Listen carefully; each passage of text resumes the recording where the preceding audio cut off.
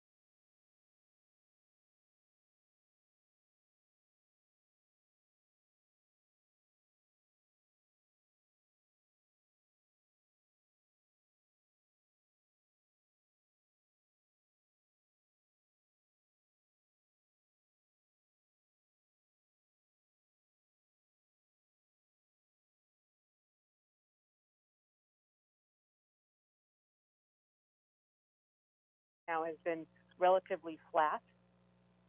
So it's basically the same budget that we've been using.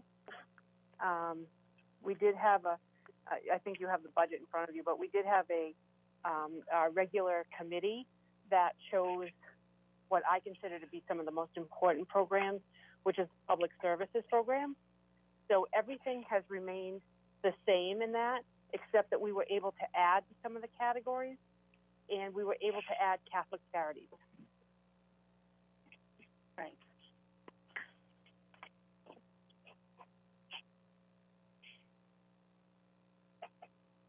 Mr. President, do we need to officially open up the public hearing?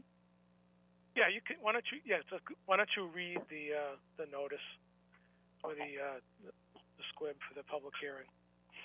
Okay. So this is a public hearing on Communication 75. Dean J. Mazzarella, Mayor, requests the approval of the CDBG Budget Action Plan for year 46. On the agenda, it does say it was assigned to Finance. However, this is a Ways and Means assignment. And I'm Gail Feckley, the chair of Ways and Means, and the other members of Ways and Means are Claire Frieda and John Dombrowski. So, we have this. This comes down to us every year from the mayor, and historically we've had Ms. Weeks and/or Ellen Racine down before us to explain what CDBG is mostly for the public, because we're very familiar. And then also how the budget action plan is formulated. So I will let Ms. Wendy Weeks continue. Okay. I just want to check, is Ellen on the phone yet? Yep, I'm on the phone, Wendy. Okay, there you go, Ellen. Okay, there you go. Hi. Claire, I'm here too, Gail. Okay, hi, Claire.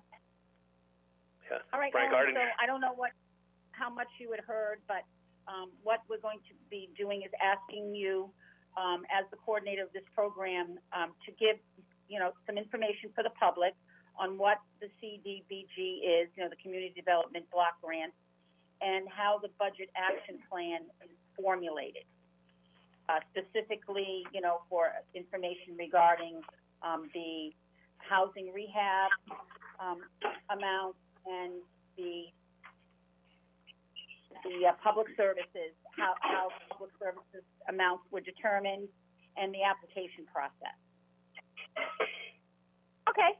There's two public hearings. They're both scheduled in December and January of the year before, always. We request from the money from HUD.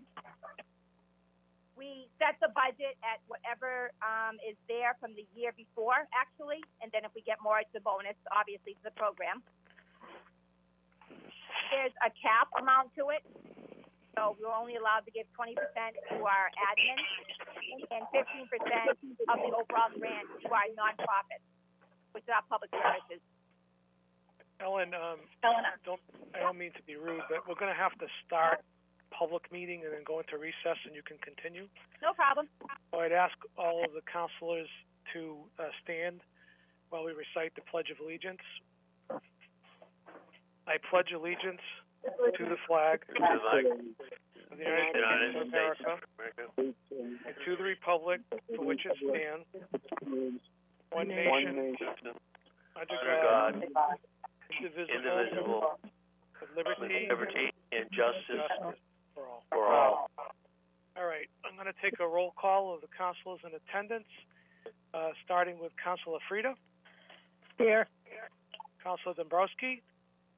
Here. Councilor Shalafo Zephyr. Here. Councilor Feckley. Here. Councilor Angelini. Present. Councilor Arninger. Here. Councilor Pauline Cormier. Present. Councilor David Cormier. Present. I shall be recorded as present. Could I have a motion to recess from one of the counselors?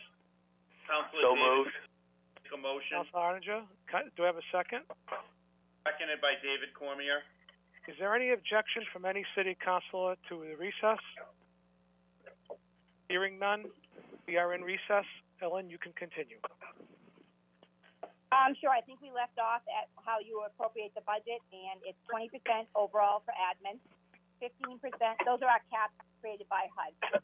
15% for our public services, which is our nonprofit, and the rest of it goes towards housing rehab and any support that we have that supports anybody who works for the program.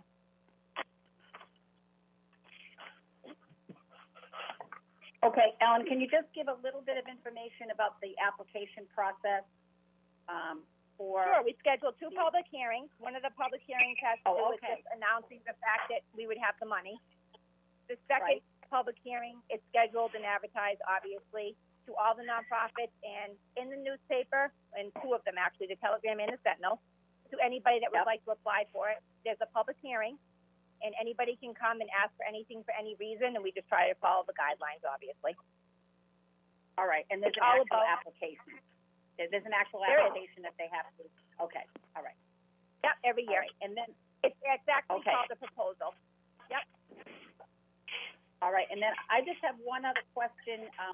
Can you explain what is a 108 loan? Yep, we're paying back a 20-year loan that we have for sidewalks. We borrowed $200,000 7 years ago. We're actually in our 8th year of it, so every year we pay back a portion. They set that for us. It's by HUD. It's called the HUD 108 loan, and they set it as far as interest every year. So the first 5 years we paid about $8,000 a year. After that we paid $10,000 a year. Now we're up to almost $18,000 a year. It only increases from here, but it'll be paid off in 8 more years.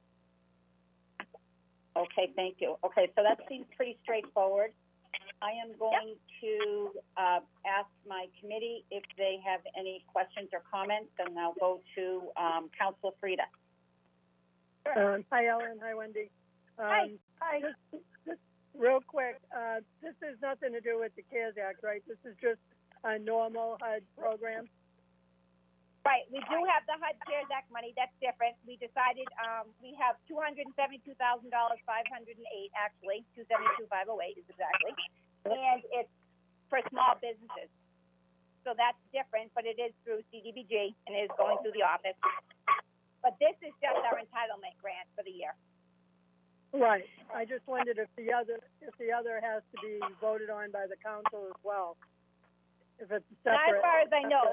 What I had to do was I had to make an advertisement. I had to amend the current action plan that we're in. Okay. All set, Councilor Frida? All set. Thank you. Okay. Councilor Dombrowski.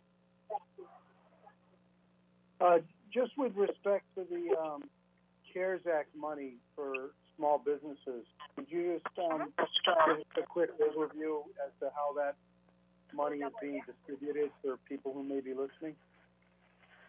Sure. It's for anybody who wants to apply that owns a small business. There's 2 different ways to receive it. Oh, that's crazy noise. You have to prove that you are a low to moderate business owner, or you're trying to save a job that's for a low to moderate income person that lives in Leominster. And those are essentially the qualifications? They are, everything with HUD goes by your income. Okay. So everything is low to moderate income, so that's the most important thing to them. Okay, and Ellen, how is a small business defined? Anybody that owns a business that has a name, address, and a tax ID number. Okay, do you have to have a certain number of employees or less to qualify, or? No, and as a matter of fact, if it's smaller, which is 5 or below, which is considered to be micro, it's actually easier to fit in the program. It's a little harder for people to fit in that are bigger, obviously, because of the bigger you are, the more money you generate. Okay, do restaurants qualify? They do. We've had a lot of restaurants. We've had hairdressers. We've had accountants. I had one dentist. We've had a real array, a lot of different people apply for it. And I want to say, I think today we had 58 as our count that were eligible. We have about 8 that are not eligible, and we have about 4 that are waiting on additional documents I've asked them for that they have to prove back. Usually I have to ask people for things like the job retention form, so they'd have to have the person make that out for me. Oh, that's great. That's great. Yeah. Okay, that's all I have, Madam Chairman. Okay, and the application's right on our website on the City of Leominster if anybody wants to find it. Okay, great. All right, thank you. Okay. All right, any other Okay. councilors have Council questions or Beckley, comments? can I just ask another question here? Ellen, I really think, if I recall from some of the meetings I've been at, that the CARES Act money has to be voted on by the council. It didn't Okay. appear to be that way, but you might want to check just to be sure. If it's grant money, I think we have to approve it. It was just a technical issue, but, you know, I don't If be I an could, issue. this is Wendy, if I can address that. I'm sorry? This is Wendy, if I can address that. So the I can CDBG barely fund, hear you, Wendy. You're all broken up. yeah. Can you hear me now? I hear you. You're broken up, but I think I can piece it together. So the CDBG CARES Act money, we have not been told needs to be accepted by the council, but once we get the money, we're happy to do that. The CARES Act money, the actual ones that go to, the lump sum that goes to the municipalities, does have to be accepted by the council when it comes. Right. Right. It hasn't come yet to us. We've only applied for it and been told we can have Right. it. Yep. Yep, I agree. Okay, thank you. Okay. All right. Okay, any other counselor have a question or comment for either Ms. Racine or Ms. Wicks? Councilor Feckley, this is Councilor Shalafu Zephyr. Yes, go ahead. I do have a quick question. Mm-hmm. Thank you very much. This is for Ellen. It's for both Yep. Ellen and Wendy. I think I read about the grant when it was first promoted. And am I correct in that nonprofits are not eligible? Is that right? Of our CDBG money? Yes. You're asking? Yes. Oh, you need the CARES Act money. The CARES Act money. Correct, that's correct. Okay, nonprofits are not eligible. Okay, I just wanted to double check that. Thank you. Yeah, yep. All set, counselor? I am. Thank you very much. Okay, any other counselors? Questions or comments? Okay, hearing none, I'm going to open this up to the public.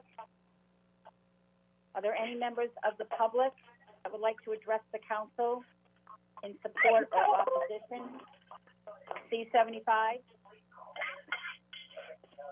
For a second time, are there any members of the public that would like to address the council in support or opposition of Communication C-75? And for a third and final time, are there any members of the public who would like to address the council in support or opposition of Communication 75? Mr. President, hearing none, I would like to call this hearing to a close. Thank you, Counselor. Wow. Okay, we are back in session. I am going to read the public forum notice. Public forum is an opportunity for any member of the audience to speak on a matter specifically listed on the council agenda. Speakers will be asked to come to the microphone and state their formal name and address along with identifying the specific item or items they wish to address. Each speaker is respectfully asked to keep their comments within a 2-minute time frame. The council will not be responding or answering any questions. However, at the discretion of the council president, clarification may be given. Members of the public, I must remind you this is with respect to C-75, which is the CDBG Budget Action Plan for year 46 only. Are there any members of the public that would wish to speak on C-75? Once again, is there any member of the public wishing to speak on C-75, either pro or con? And for a third and final time, is there any member that wishes to speak on C-75, either for or against? Hearing none, the public forum is closed. Madam Clerk, you will appropriately mute that background noise now that the public forum is closed? Yes. Thank you. Okay. We have one item before the council on this meeting, and that's C-75, and I'll refer that to the Chairwoman of Ways and Means. Thank you, Mr. President. C-75, Dean J. Mazzarella, Mayor, request the approval of the CDBG Budget Action Plan for year 46. So we just had our public hearing. we had, Ms. Wendy Booth, who is the grant administrator for the city of Leominster, and Ellen Racine, who is the coordinator for this, program. And, they answered our questions. Everything seems to be in order. This is something that we historically have on our agenda every year for approval. So based on the information that we received this evening, I would move to request the approval of C-75, and I will ask you to poll my committee. Very well. Councilor Frida? Agree. And Councilor Dombrowski? I'm in agreement as well.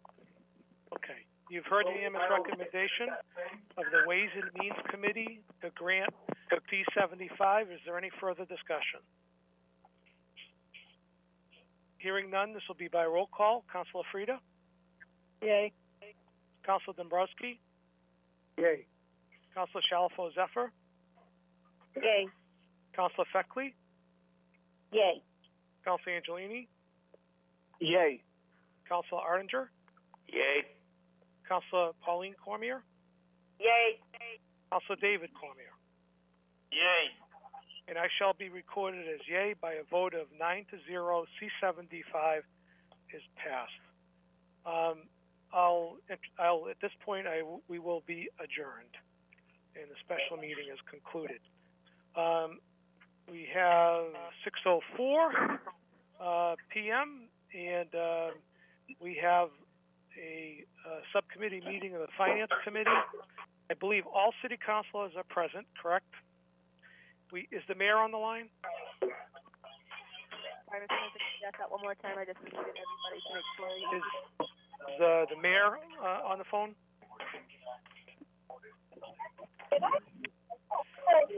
Mr. President, Richard? Mr. President, Yes. Mr. President, this is Council Secretary. I'm still hearing quite a bit of background noise. Yeah, there are that's people the talking. public. Yeah. Very distracting. Caitlin, can you mute the public for now? I'm going to mute who's making noise in the background in the public. There we go. Because I don't want to I don't know yet. All I right. just texted the mayor. He is not on. Okay.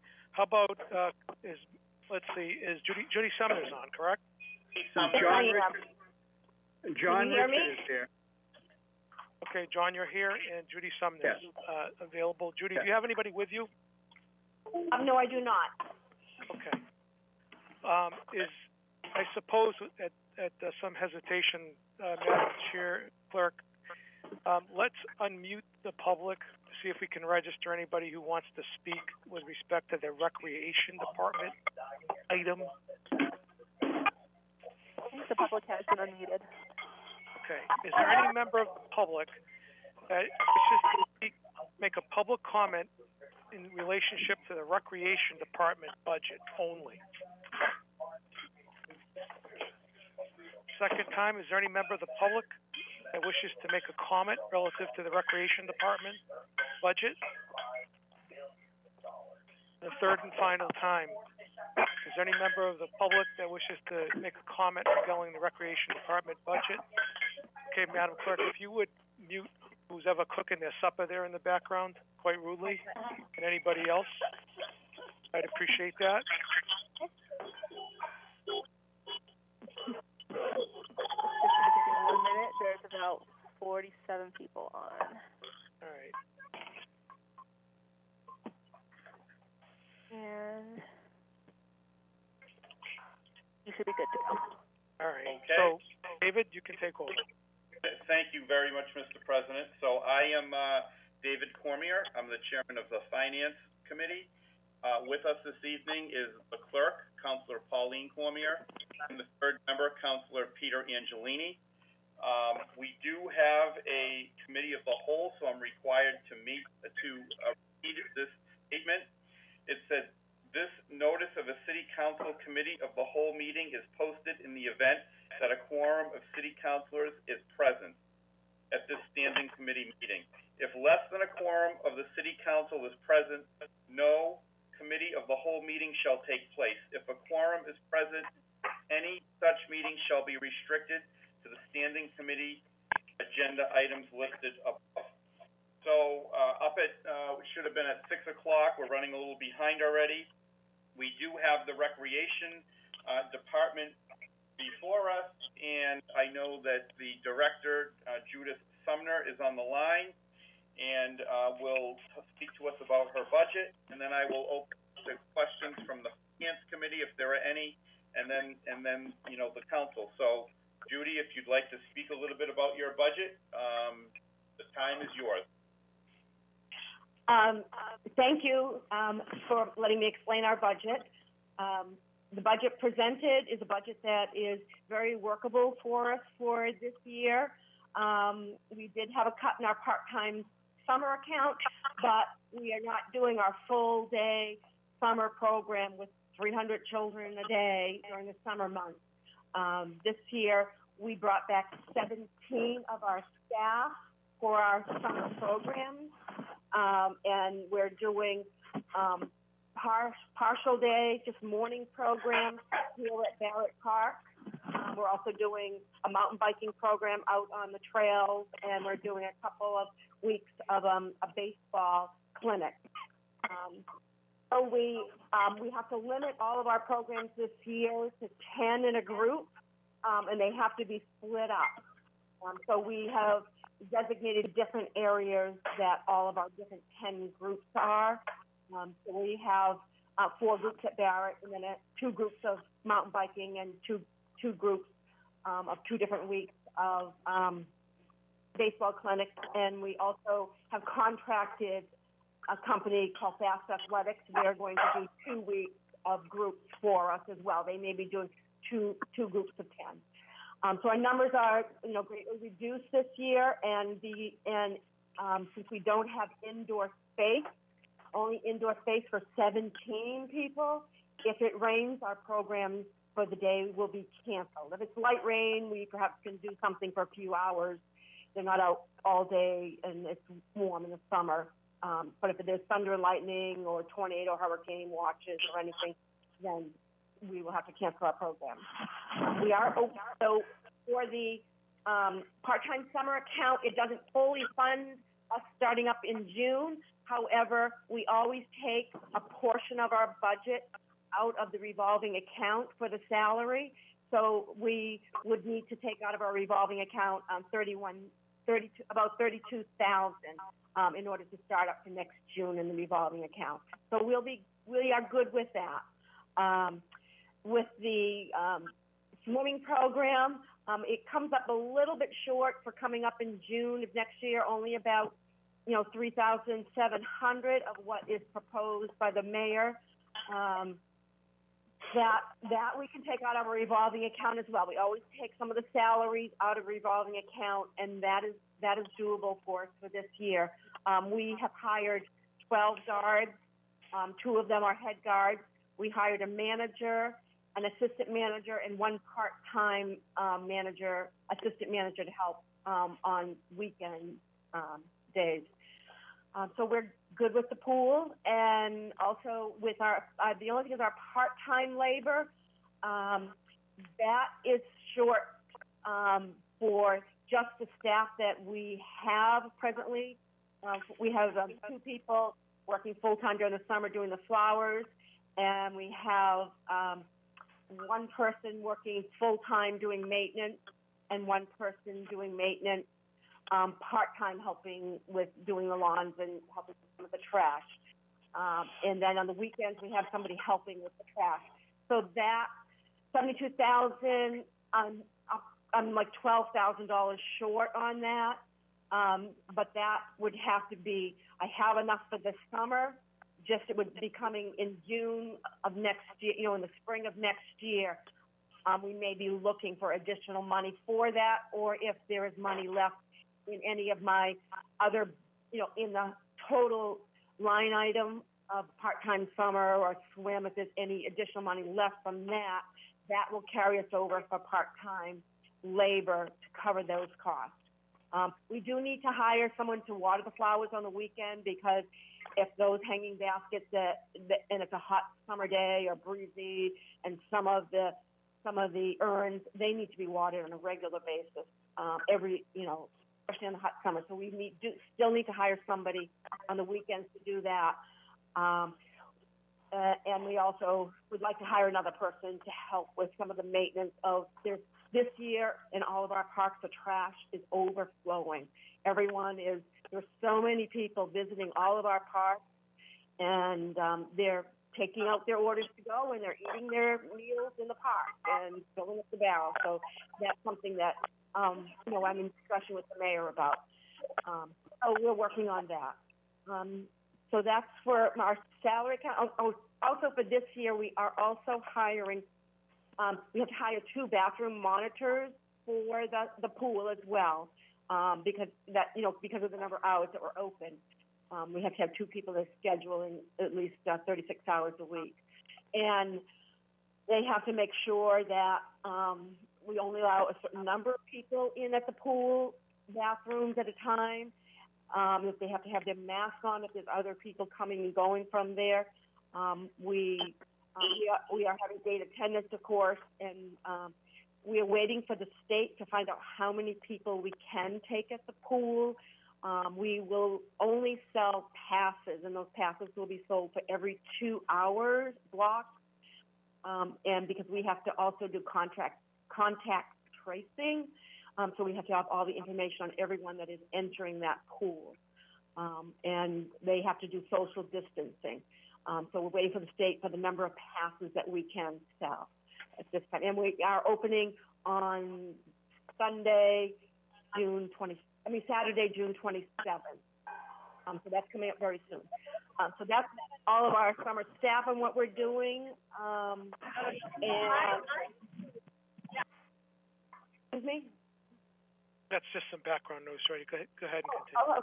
Okay, and then going down for our expense account, the only one that I foresee that perhaps we are going to need more money for is the water account.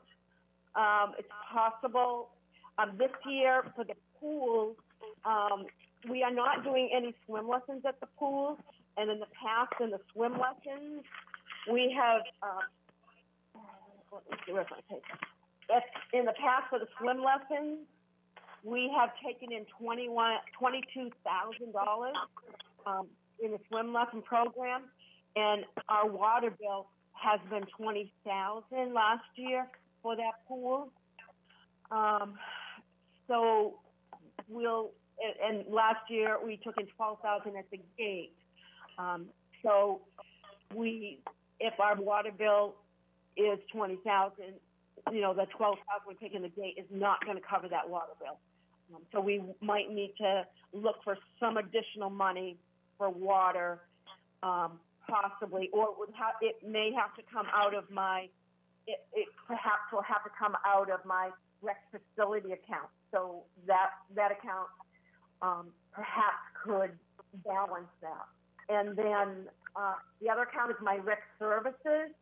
The mayor requests that we have porta potties at 3 of our parks. We have them at Doyle Field by the tennis courts. We have them at Fournier Park, and we have them here at Barrett Park. And they have to be cleaned twice a week and sometimes more. The state is requiring every day, but we are working on trying to have people spray and disinfect them on a regular basis.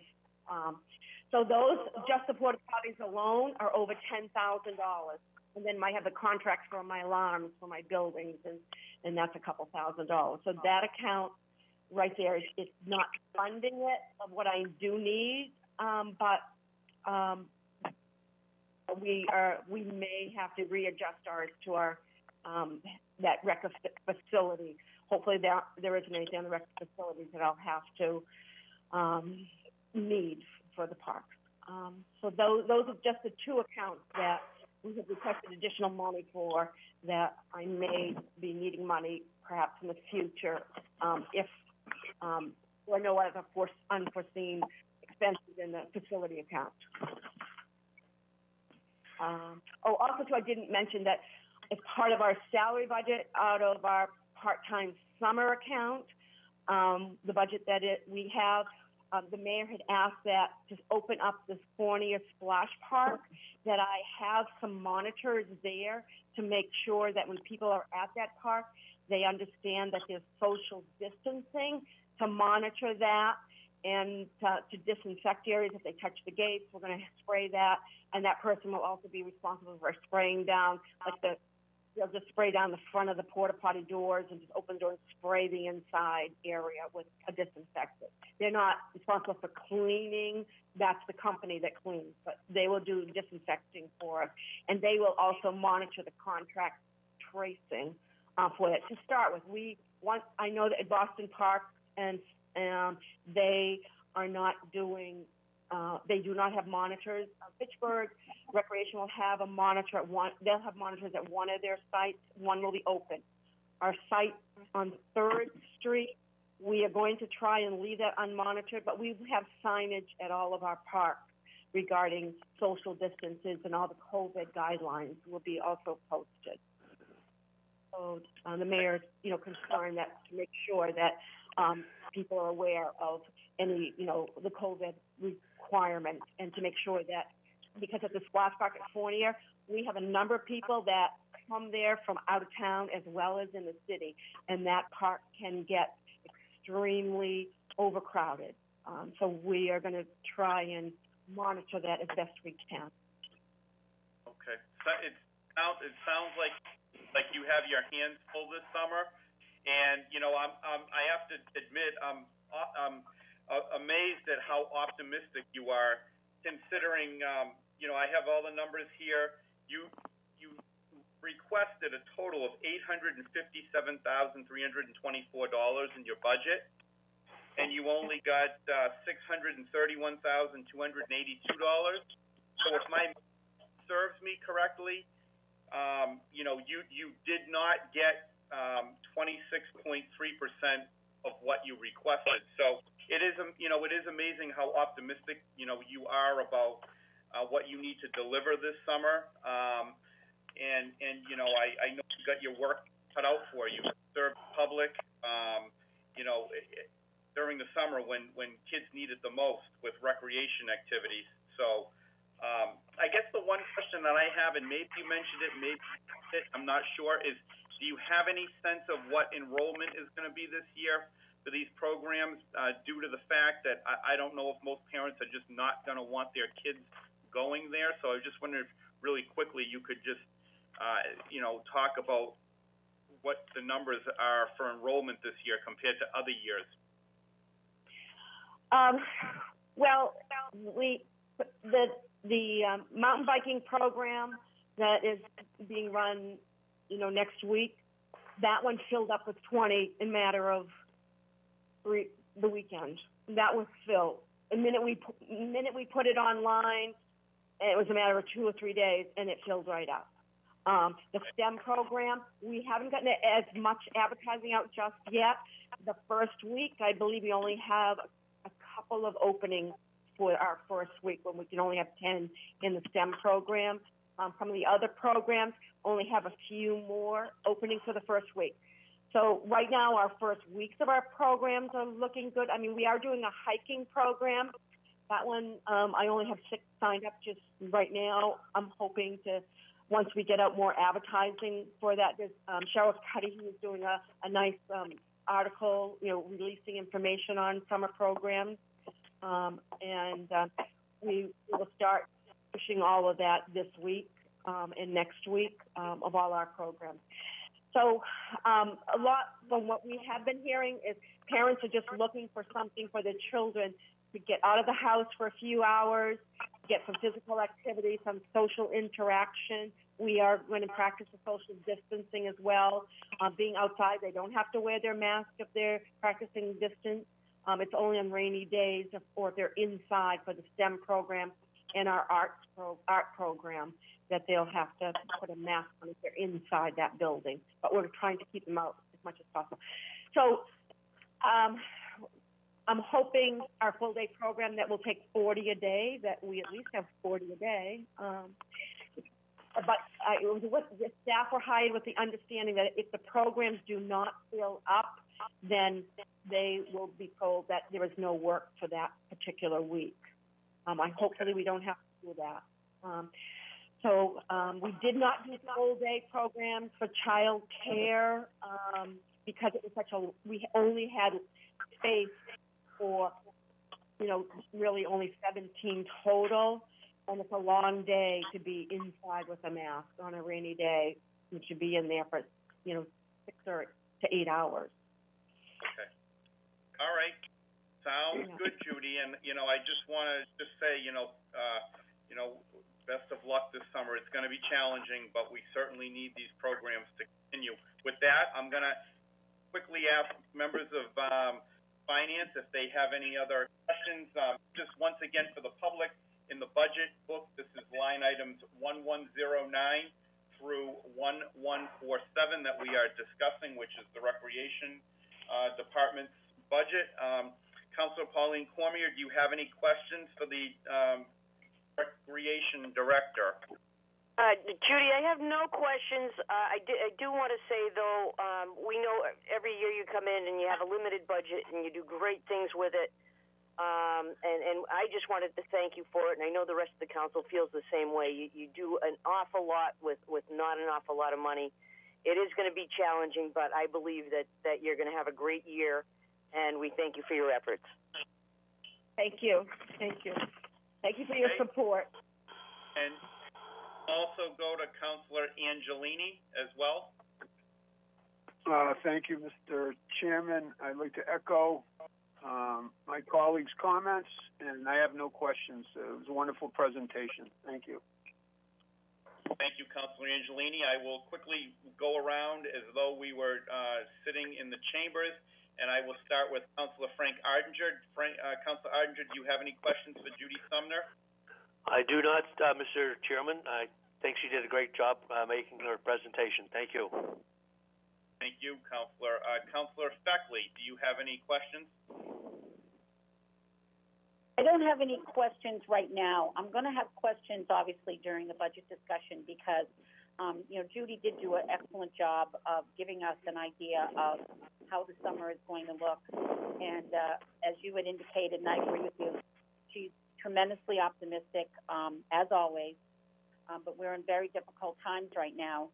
And I feel that it's kind of unbalanced where some of the things that she's been asked to provide, her budget line is less than she's asked for. So these are things that we can discuss during our, when we have discussions about the budget. But I do want to thank Judy. Everybody's having a hard time with this, Judy, but I'll tell you, if I were you, I would want to hide under the bed and just hope. We're all going to hope that we have a good summer because, bad weather is not going to be conducive to what you need to do. But as I said, as always, you do a wonderful job, and thank you for the presentation. Okay. And Councilor Shalafo-Zephyr. Yes, thank you very much. I do have a couple of quick questions.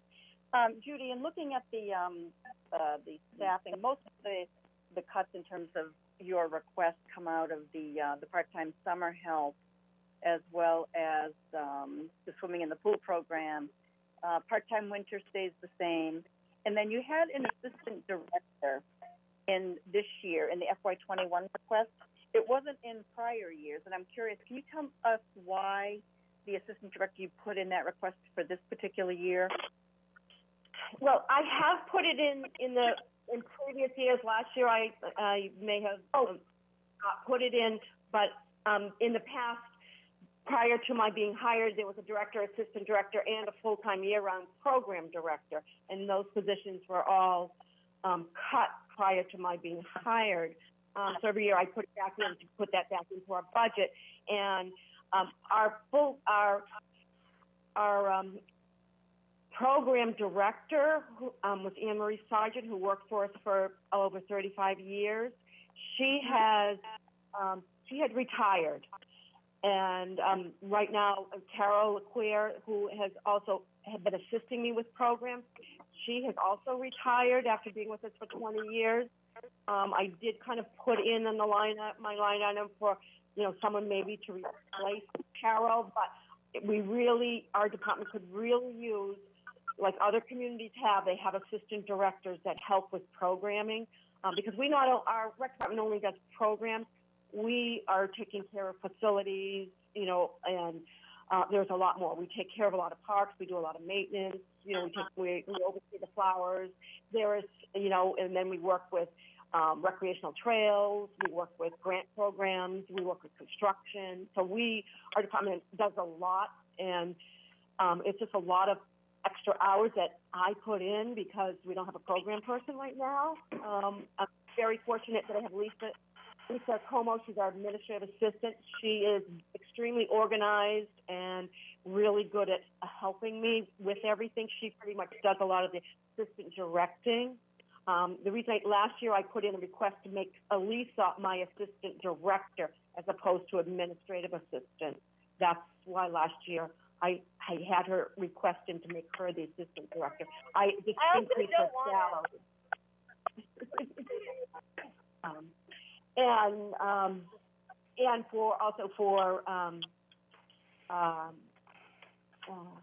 I lost my train of thought. We were very fortunate. Lisa's daughter had worked for us for 11 years, working in our summer programs. She's extremely organized. She's a certified school teacher. I asked her if she would step to the plate, since I had no one overseeing my summer programs, that if she would direct those programs, working with me to get those going. So she's going to be here helping us all the organization. That's helpful, Judy. Thank you. And you know what? I misspoke because in the budget that I'm looking at the mayor's budget for 2019 to 2020. So you probably had it in there, and he did not include it in his budget. So I just wanted to clarify that. But then just to clarify, so the reductions in part-time summer, swimming pool program, and part-time labor, those reductions are somewhat driven by your limited capacity to provide programming due to the COVID-19 guidelines. Is that right? Not for the pool, but for the pool, because I'm not doing swim lessons. Right. Okay. And in part-time summer, I am not doing a full day program from 7:30 in the morning to 5:30 at night. And I'm not bringing back, I forget how many staff it was. I'm not bringing back. May have been over 30 staff, I believe, that I'm not bringing back. That I'm not bringing back. Okay. All right. Thank you very much, Judy. And you know what? I just want to echo and reiterate what other folks have said. I know how hard you work personally. I see you at everything. I know the rec department is very lean. It's got a very lean budget, minimal staff, and you do a fantastic job.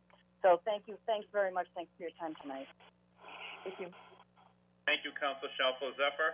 Councilor Dombrowski, do you have any questions for the Recreation Director, Judith Sumner? No, all my questions have been answered. I thought it was a very nice presentation. Thank you, Councilor Dombrowski. Councilor Frida, do you have any questions for Judith Sumner? I do. I have one quick question. Judy, a couple of times when I've been by Fournier Park, there's been a couple of cars in there that are with New Hampshire license plate. Are you worried about monitoring some? I know you mentioned there are a lot of people from out of town at Fournier Park. Are you worried about monitoring anybody from out of state? Not at this time. I mean, we're going to take information. I'd have to check. I believe if we receive some state funding for the state for that splash park, we are not allowed to only limit it to Leominster residents. No, I'm not talking about Leominster. I'm talking about if anybody came from New Hampshire. They've got different set of guidelines for the COVID criteria. I just wondered if we'd be endangering any of our kids or our people by having out-of-state people, and there's really no way to monitor them that I'm aware of. Well, if there's a monitor there, they are to inform people that if they're to come into our splash park, they are required to have a mask. So otherwise they will not be allowed to come through the gate. So hopefully that will, solve that problem if I have a monitor there. There may be some time, it's a long day. If I keep it open to 8 o'clock at night, I can't have someone working from 10 in the morning till 8 at night. That's a really long day to be in the hot sun. So we may have the last hour unmonitored, and hopefully people aren't there, 7 to 8 at night. So we hadn't really thought about, people from out of state. We will discuss that with the mayor, and I've been in very close contact with the Board of Health regarding all the regulations, regarding all our basketball courts, our skateboards, our tennis courts, all the ball fields, trying to notify everybody of everything that is required and shutting everything down. So I would discuss that with the Board of Health if there seems to be an issue with out-of-state people endangering our staff monitor there. All right, thank you.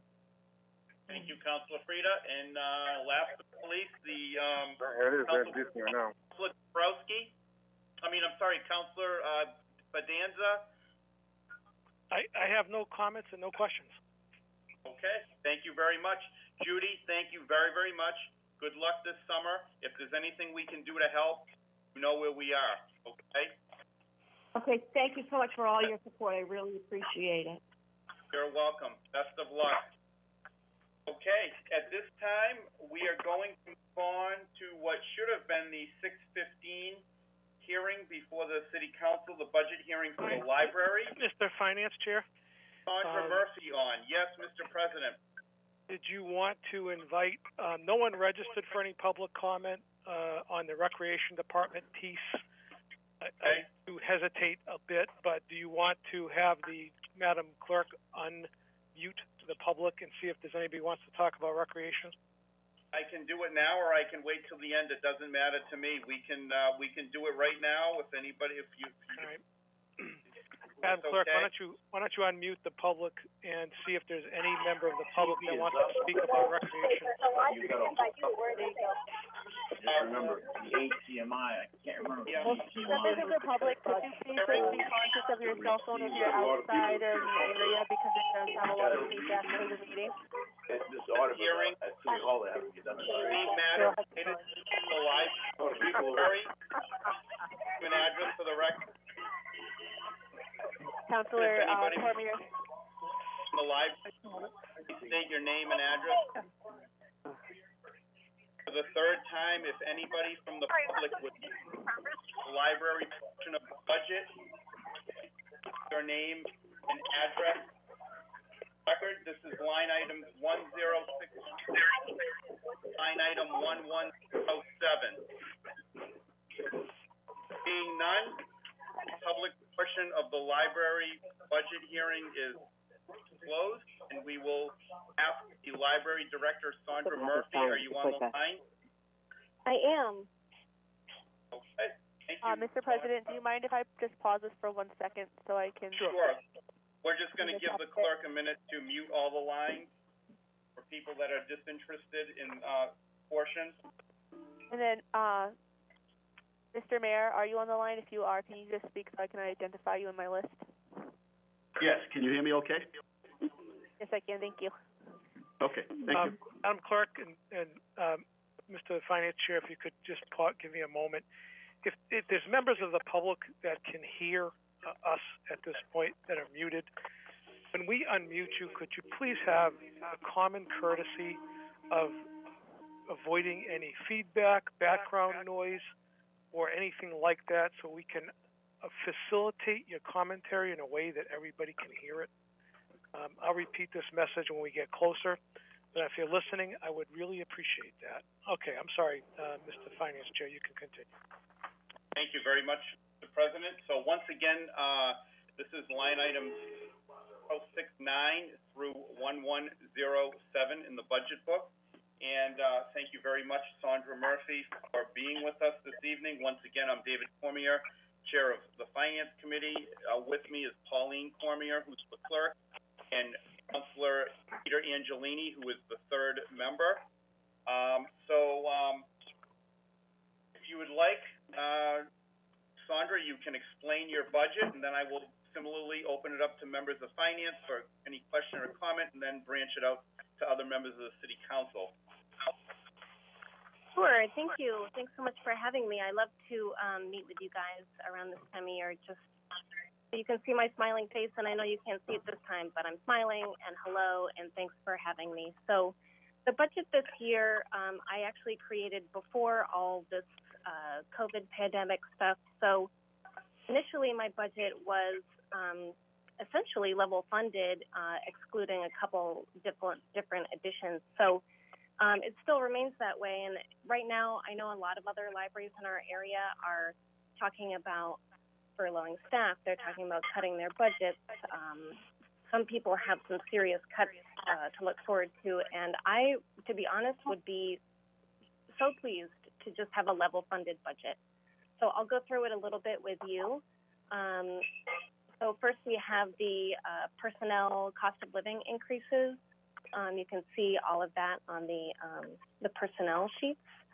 And then getting to the operating budget. I do want to mention in the personnel, we do have 3 open positions right now. So I had one staff member who is not interested in coming back to the library due to COVID concerns. So I have to hire for her. And then we promoted one of our own personnel, part-time people to be the assistant director, Nicole Tiamarini. So she is now the assistant director, and she was only doing 7 hours on Fridays, but it's actually a very vital 7 hours where there's not a lot of other full-time staff available. So that position is open. We have one more part-time position open, which would be the outreach coordinator. This position has been open for a little while, but I think now is really the best possible time to hire an outreach person who can be on the streets, who can see what other people need in the community, especially if they can't come in the building. We don't know what library services will look like so much in the next few months, but I think having someone who can reach underserved populations will be very important. So aside from those part-time positions, I just want to mention, excuse me, that we have a key member of our staff retiring July 12th, Nancy Trigney, who is currently our circulation manager. And without her, a lot of our curbside services wouldn't be happening right now. So she is a very key and vital role to our current offerings, and to be able to replace her would be extremely important to me. We do have one internal candidate, so if that person is selected, then I would also love to replace that person. So that's just a little bit about our personnel situation. Right now, everyone is back in the library except for one person. We're all staying busy. We've been doing a ton of projects. I hope you've been following us online, because we just, I think, really thrived in this quarantine situation. The library is really well set up to be able to reach our patrons, even if they can't come in the building. So we've been doing that through social media. And very soon, I wanted to shout out that we have a new website going live on July 1st. So please stay tuned for that. It's fantastic, and I've been playing in it all week, getting very excited. So we're going to start advertising that to the public as well. And we'll be able to do so many more things virtually on our new website than we can on the old one. So moving on to the operating budget, the only thing I asked for originally was to increase the conference and training line item. With a lot of some new staff and some staff turnover, to me it's very important to explore and learn about how libraries can be serving the community, and to go to conferences, to attend trainings and workshops, to broaden our knowledge, because libraries are constantly evolving, and we have to, especially now in these times.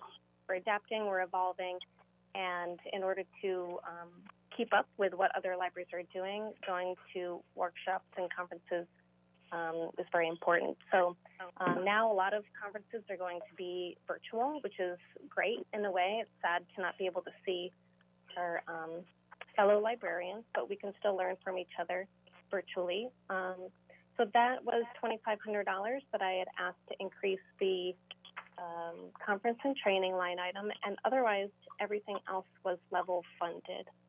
Let's see if I have any other notes that I made.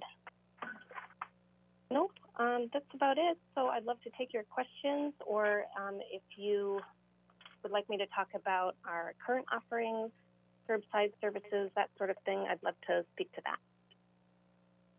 Okay, well, you know, I just, once again, I want to thank you, Sandra.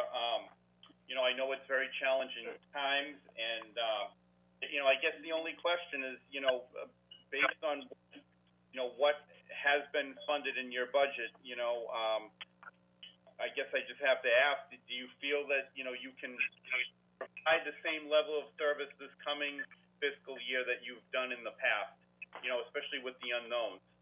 Is that something Sure. that you... Yeah, so I think if I can hire the key people, which I mentioned, I will be very well set up to be able to provide high level of service, even if the building is closed or if, you know, there's certain restrictions on the public entering the building. Right, sounds good. At this time, I'm going to ask Councilor Pauline Cormier, the Clerk of Finance, if she has any questions or comments for the Library Director, Sandra Murphy. Sandra, no questions. I think you explained yourself very well. Just thank you for your efforts and all that you do for the city. Thank you. Okay, thank you, Councilor Cormier. Councilor Peter Angelini, do you have any questions for Sandra Murphy, the Library Director? No, Mr. Chairman, this budget's rather straightforward. I understand it, and thank you, Ms. Murphy, for your presentation. Thank you. Thank you, Councilor Angelini. In the similar fashion, I will go around as if we were sitting in the council chambers.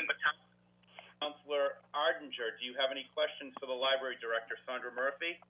Mr. Chairman, I do not have any questions, but I just want to comment that Ms. Murphy is probably one of the departments that's most affected by the virus and the situation, and I just think she's done a great job, and I'd like to commend her for that. Okay, thank you, Thank Councilor you. Councilor Ardinger. Councilor Feckley, do you have any questions for the Library Director? Councilor Feckley, I think you might be muted. Yes, I'm all set here now. Yeah, I don't have any questions. I do have some comments.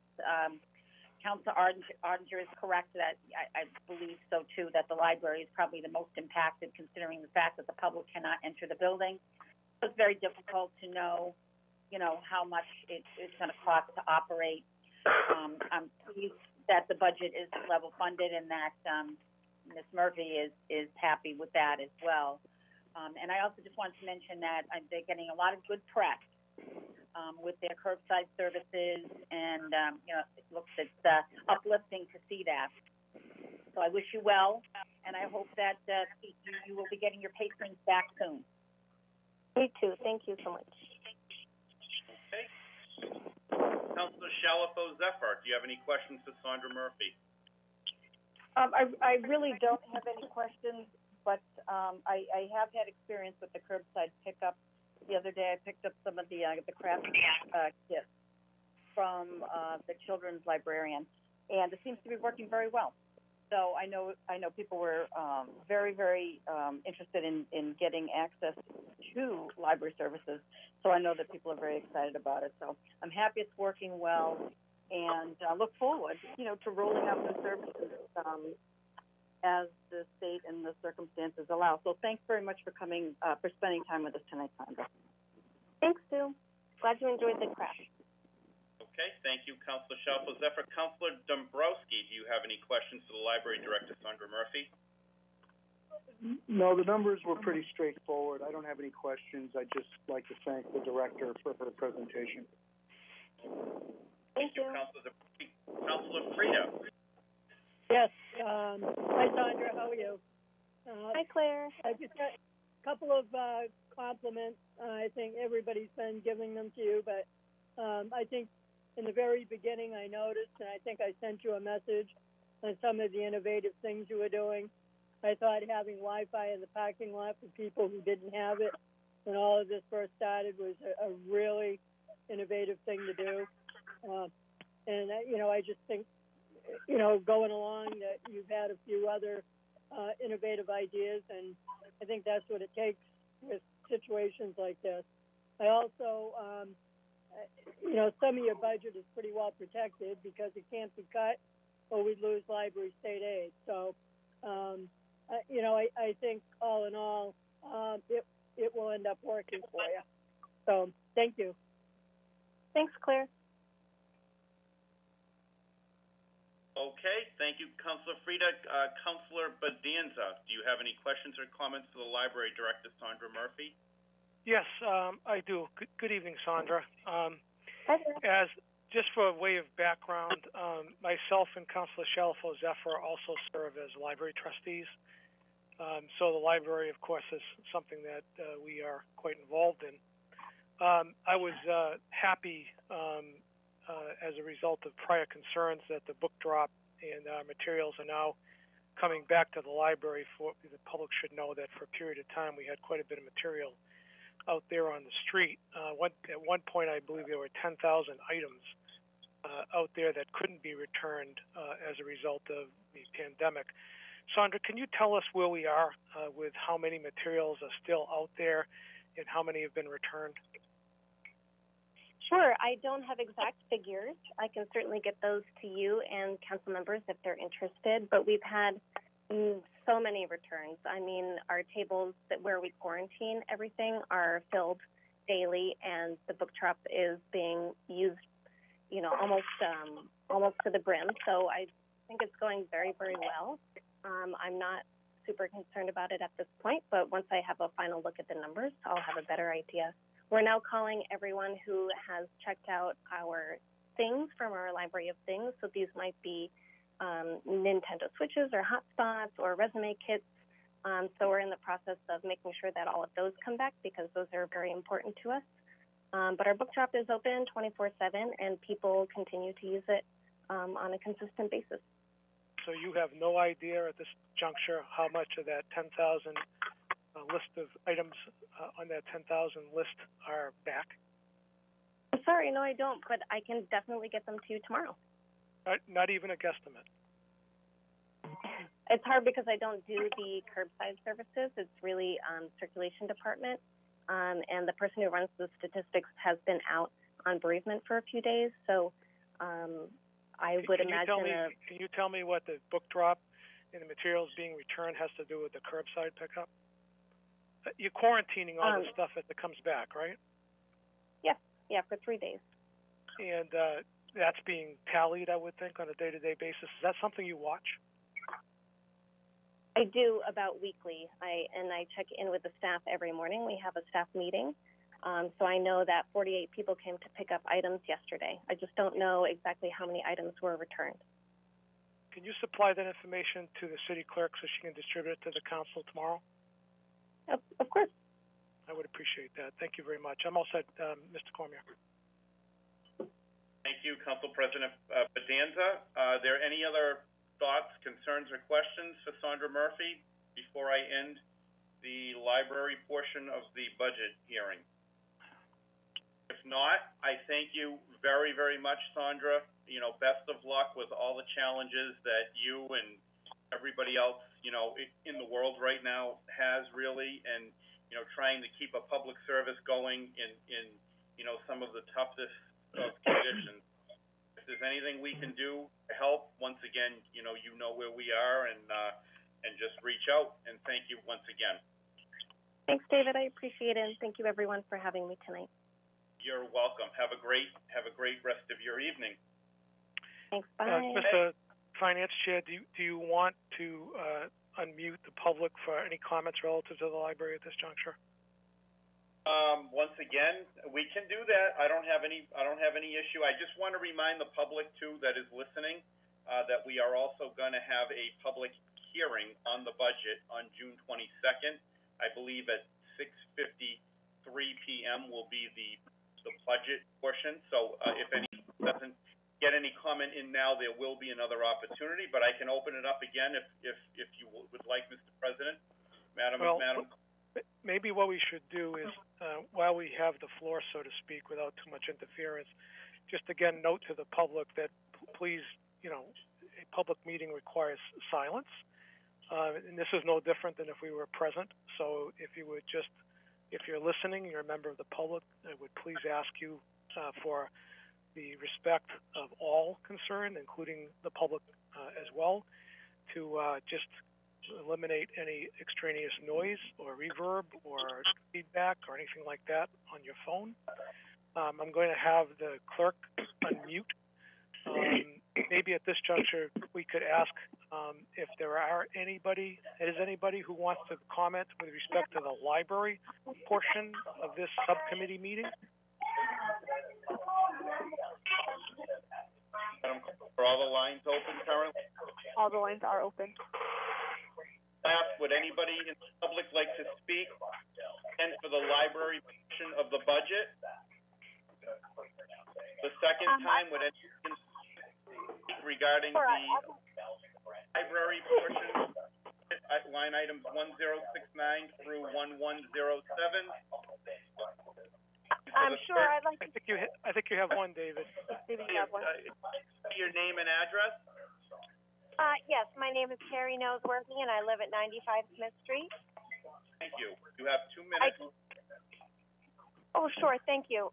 I won't even be that long. I just wanted to add what I heard on the call as well, that Sandra has just been doing a phenomenal job, both prior to the pandemic and during the pandemic, to continue to provide services to our community and to really bring the Leominster Public Library, sort of coming into its own and looking to the future and keeping everyone engaged. And I just wanted to thank her for doing that. Thank you. Thank you very much. We appreciate it. Once again, would anybody in the like to regarding the library's budget?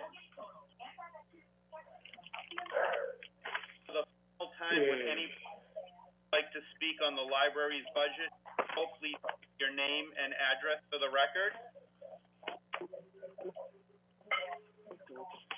None. I declare the portion of the library budget closed. At this time, we are going to move on to what should have been the 6:30 p.m. budget hearing of the school department. So I just want to verify first. Do we have? I didn't want to overeat. Are you present? Why don't we register some phones, Mr. Chairman?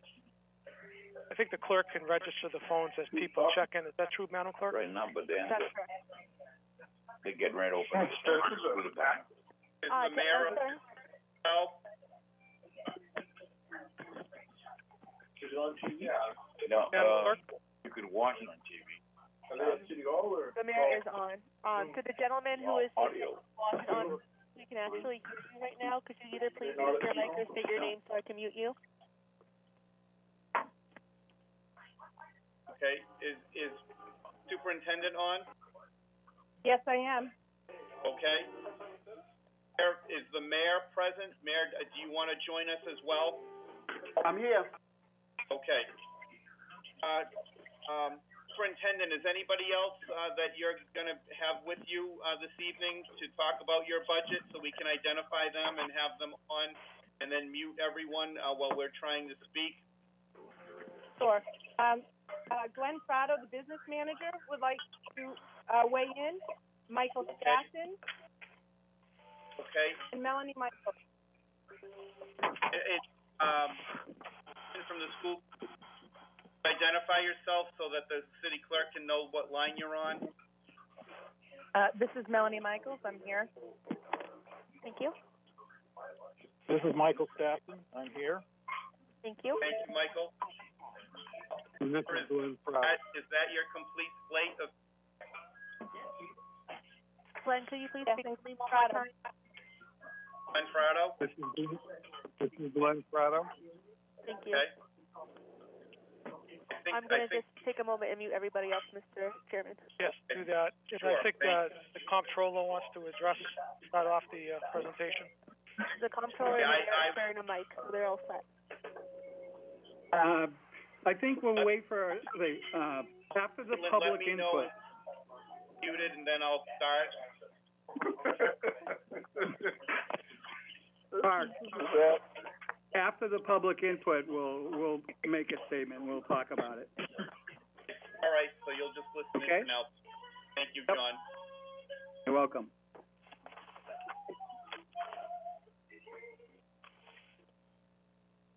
Are we all set, Caitlin? It sounds nice and quiet.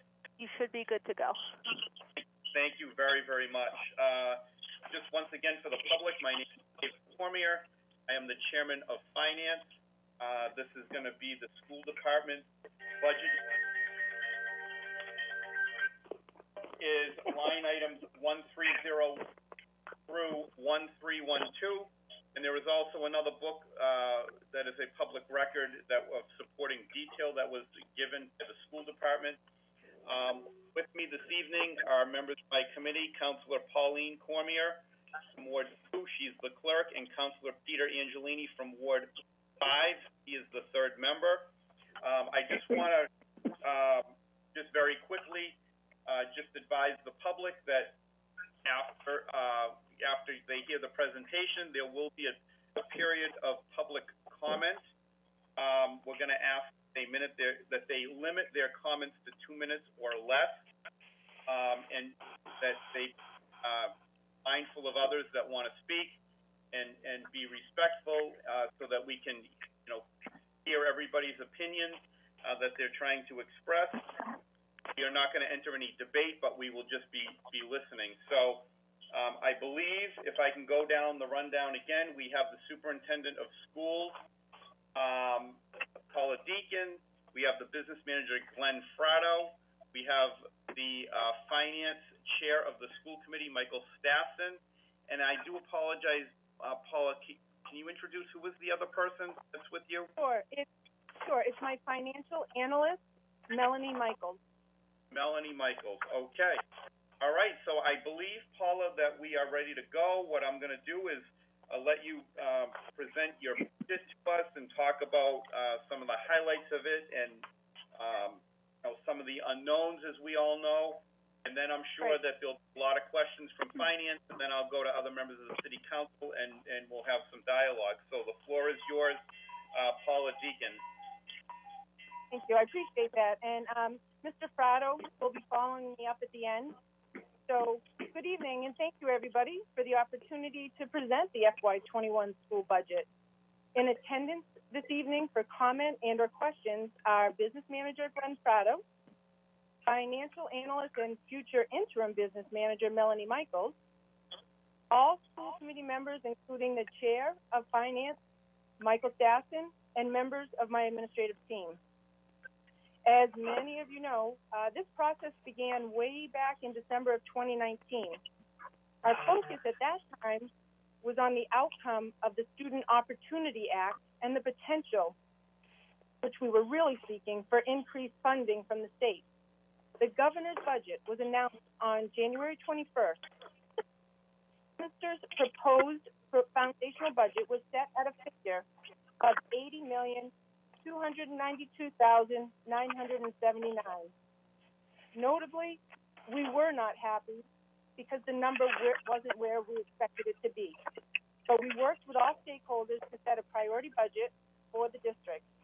And utilizing our strategic plan, we aligned resources to meet the identified goals. Never did anyone ever anticipate that our world would face a pandemic which paralyzed our lives. On March 16th, public education was changed forever, and we were not equipped. And this can't happen to our school system again. We have to comply with ever-changing mandates from the Department of Education, which surface inequities within our populations. We now needed to provide instruction on a platform that challenged everyone. And we needed to ensure that our students didn't face any food insecurity. So we made sure that our food service was able to provide breakfast and lunch 7 days a week, and we will continue to do so throughout the summer. Currently, we are awaiting a definitive reopening plan from the department. The initial plan is supposed to be announced by the end of this week. We have been told that the safety guidelines are forthcoming and that the requirements could look different at various grade level spans based on medical advice. Also, bus transportation consideration will be established. If we had to reopen today, only 13 students would be able to access buses according to social distancing guidelines. Our ridership is so high that we couldn't adhere to this structure. So for the past 2 months, we've been developing several scenarios, ranging from a complete continuation of remote learning to several hybrid models where students are in school for part of the time and home part of the time, all the way to a full reopening of our doors.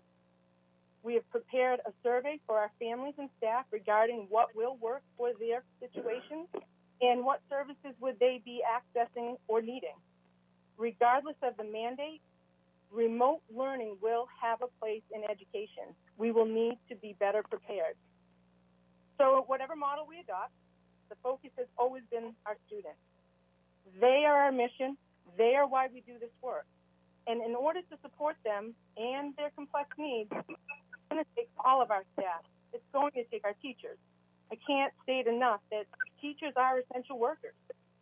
My request to the city maintains the current level of staff, and the increase from FY20 to 21 only includes their contractual obligations.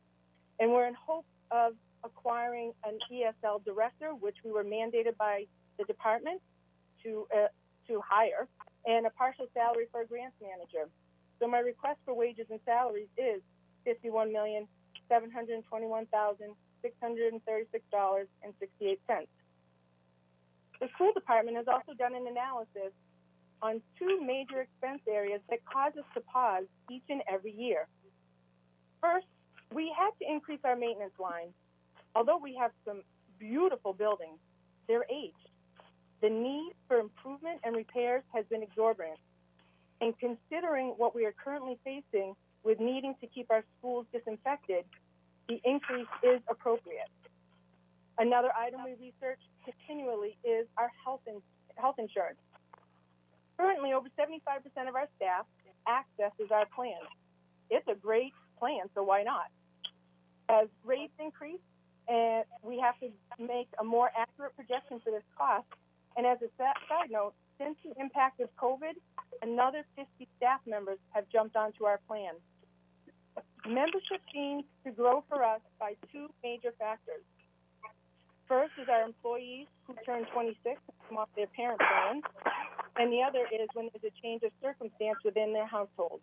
And we will continue to monitor this line item and make sure that our projections are accurate. So with the addition of student and staff-based needs, our request for expenses is $26,348,445.80. We also anticipate chargebacks from the city, but do not have a signed agreement yet. So minus that portion, our total net school spending request is $78,070,082.48. But before I turn this over to the business team for questions, comments, concerns, I would like to again restate, teachers are essential workers. They are heroes for our children. We need everyone to support every child in Leominster. Currently, we're trying to construct a system without a commitment to funding, no educational model, in a worldwide pandemic with social injustice. It is to the betterment of our entire city to keep our district whole so we can open those schools fully. We need a full staff, and we need to be ready to address any need that may occur. I will always fight for high-quality public education. I will always request more, not less, for the students of Leominster. My passion is for exceptional education versus what is adequate. So the school department is going to need your help. Please, please, please. And we don't care how we get there. That's not the concern. The concern is making sure that we do. So I respectfully submit the FY21 budget, and thank you for your support of the school department. And I ask that the soon-to-be retired Glenn Prado speak from here. Okay. Thank you, Glenn. Okay, thank you, Superintendent Deacon, Commissioner Cormier, and members of the City Council. Typically, when you begin a budget presentation, you determine all anticipated revenue sources. Then you build a budget based on those available resources. The school committee, finance subcommittee, and the school superintendent built the FY21 proposed budget based on the required net school spending figure established by the governor in January. It was the best information available at the time. Unlike other municipal departments in Leominster, the school department budget is tied to a minimum amount of spending that the state says is required to provide an adequate education. The formula was established decades ago and clearly does not take into consideration the growing costs of special education, health insurance, and other line items. In fact, in 2018, school districts statewide spent on average 31% more than the required net school spending minimum. Based on the best information available at the time, the school committee unanimously approved an FY21 budget proposing $51,720,637 for salaries and wages and $23,541,964 for school expenses for a total of $78,070,083, as Paula just stated. That represents the school department's FY21 operating budget. In his budget proposal, the mayor has proposed $49,931,000 for salaries and wages, which is a reduction of $1,790,637. For school expenses, he has proposed $23,541,964, a reduction of $2,806,482. In total, the mayor's budget proposes a reduction of $4,597,119 in the school department's FY21 operating budget, which again was approved unanimously by the school committee. The cost of school transportation and crossing guards are not technically considered school operating costs because they're not included in the net school spending calculation. That being said, the mayor has proposed to fund transportation at $3,850,000, as opposed to the school committee's requested figure of $5,240,975. Therefore, the budget figure for student transportation in the mayor's budget is $1,390,970 less than requested by the school committee. There are other expenses that are considered as part of the net school spending eligible expenses. These charges represent services provided by the city on behalf of the school department. These charges have averaged over $6 million in recent years and include, on average, $81,000 for services provided by the DPW, $225,000 for school resource officers, $295,000 for administrative services provided by City Hall, $520,000 for property and liability insurance, $2.6 million in payments for school choice out and charter school students, and $2.4 million contribution to the city's pension fund. These charges reduce the amount of funding available to spend in the classroom. But yes, they can be included in the net school spending calculation. I couldn't locate where these charges are referenced in the mayor's proposed budget. I also couldn't locate how the expenses charged to the school department are represented as credits to other municipal departments. Are the costs for school resource officers, DPW services, and property and liability insurance included in both the city budget and the school budget? I'm going to read a wonderful paragraph in the mayor's budget letter. Here it goes. Despite the challenges of the past decade with state aid, Leominster has continued to remain on solid fiscal ground with a strong commitment to education. We have continued to meet and exceed the state's requirement on education funding or net school spending. We have continued to invest in technology in our schools, continued to invest in our school buildings, and I have personally and consistently made student achievement a priority. While the city's full investment in transportation costs in school buildings lie outside the net school spending eligible expenses and do not impact the school budget, the city side of the budget continues to absorb these costs. Millions of dollars that other communities are simply not willing to commit to. For that, Leominster has a unique dedication to its children and future. And I'm almost done. The initial pages of the mayor's budget proposal shows, under expenditure highlights, that he is proposing a $1,150,000 increase in net school spending eligible expenses. However, that's not the whole story when you take in consideration that the proposed budget has reduced what the school committee unanimously voted for operating expenses by $4,597,119. That student transportation is funded at $1,390,975 less than requested, and that over $6 million deducted from the school department's operating budget to offset certain city charges. As a longtime budget manager, I'm concerned that the budget before you does not include a complete breakdown of all available revenue sources. This is usually step one in the budget process. For example, will the mayor and city council apply stabilization funds, free cash, or other revenue sources like incoming federal CARES Act funds to support our schools during this unique time of fiscal challenge? If not now, when? Thank you very much. Okay, thank you, Mr. Fratto. Is there, Paula, do you have anybody else that has anything to say? Michael, did you want to hold on your statements for now? No, I think I have a short thing I'd like to say, and then I think I'll be done. Okay. If that's okay. Yeah. Sure. Go ahead. You have the floor, Mike. So I was going to say everyone, but I guess we have a couple new counselors. So I'm going to say most of us here have previously acknowledged that net school spending underestimates the true cost of education, yet for some reason we're still using it as our yardstick. I guess since we haven't agreed to any other criteria, I will do the same and talk in terms of net school spending. In the past, when the legislature has not yet acted, as is the case now, we've always used the governor's proposed budget to set our numbers. I assume it's an oversight, but the state funding numbers in the budget in front of you do not match the proposed budget by the governor. They have last year's numbers. In the governor's proposed budget, our net school spending increases $3.1 million, or 4%.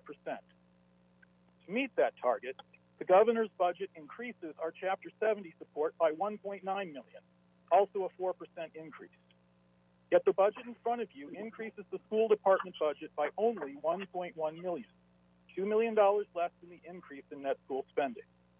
In fact, the increase in the budget is $771,215 less than the increase in Chapter 70 support from the state.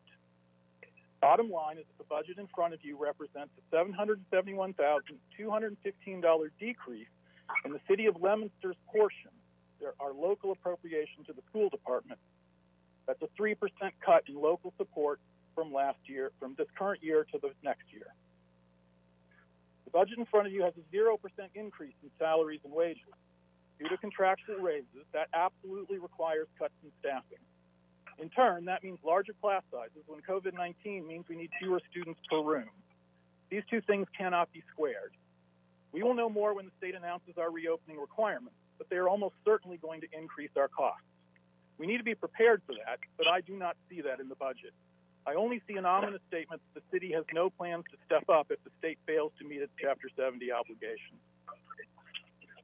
So I will leave it at that. Thank you. Thank you. Thank you, Mr. Stasson. Is there anything else, Paula? No, that's it. Thank you. Okay. All right. But, so, Councilor Cormier, could I just speak? This is Dean Mazzarella. Yes, Mayor. You may. You have the floor. This is your. Explain whatever you'd like. I just want to read one point, since I want to stay on point on a couple of statements that were made. I want to read the minutes, a copy of excerpts to the April 6th school committee meeting.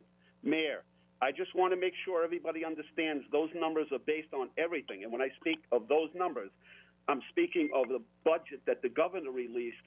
That was January 22nd. That was before the pandemic. And that's what I'm referring to. And I say the numbers are based on everything that has been done prior to the state of emergency. That is a fact. Clearly, the state is not taking in the revenue they thought they would. Gambling, the casinos are closed, no tolls coming in, unemployment claims are through the roof. I just want everyone to understand that if we're voting on this budget, it's based on the best information we have prior to the state of emergency. What does member Michael Statson say? You are correct. There are a lot of variables up in the air right now. We will have to revise the budget. What does the school committee chairperson say? She acknowledges that this is a preliminary budget, and that's exactly what I said it was.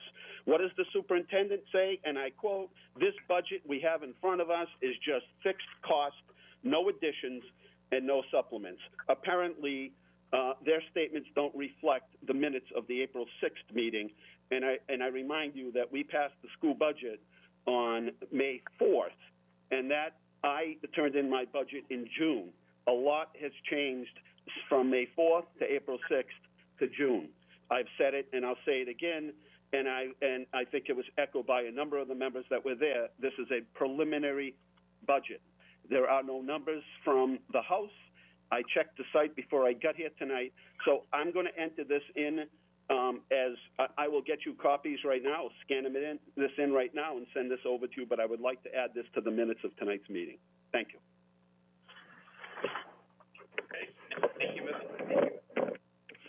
So, you know, as Chairman of Finance, I just want to make a couple of points. You know, there had been all kinds of, you know, rumors swirling around about, you know, a $6 million cut and things of that nature. And I did get a chance to look at the budget that was voted on, you know, by the school committee, which was in excess of, you know, $80 million. And so, you know, what happens, as I see it as finance chair in the city, is all departments make a request. And so school committee certainly did that. They made a request. You know, and also didn't the police department, the rec department, you know, the public works as well. And for example, the police department, their request versus what the mayor's budget was a 10.06% difference they got left. The rec department got 26.3% less than what they requested.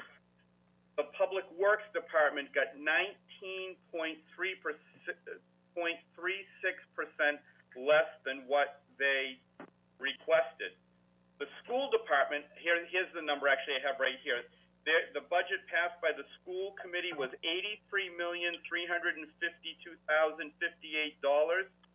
And as I see it in this book, they received from the mayor $77,363,964, which is a difference of negative 7.18%.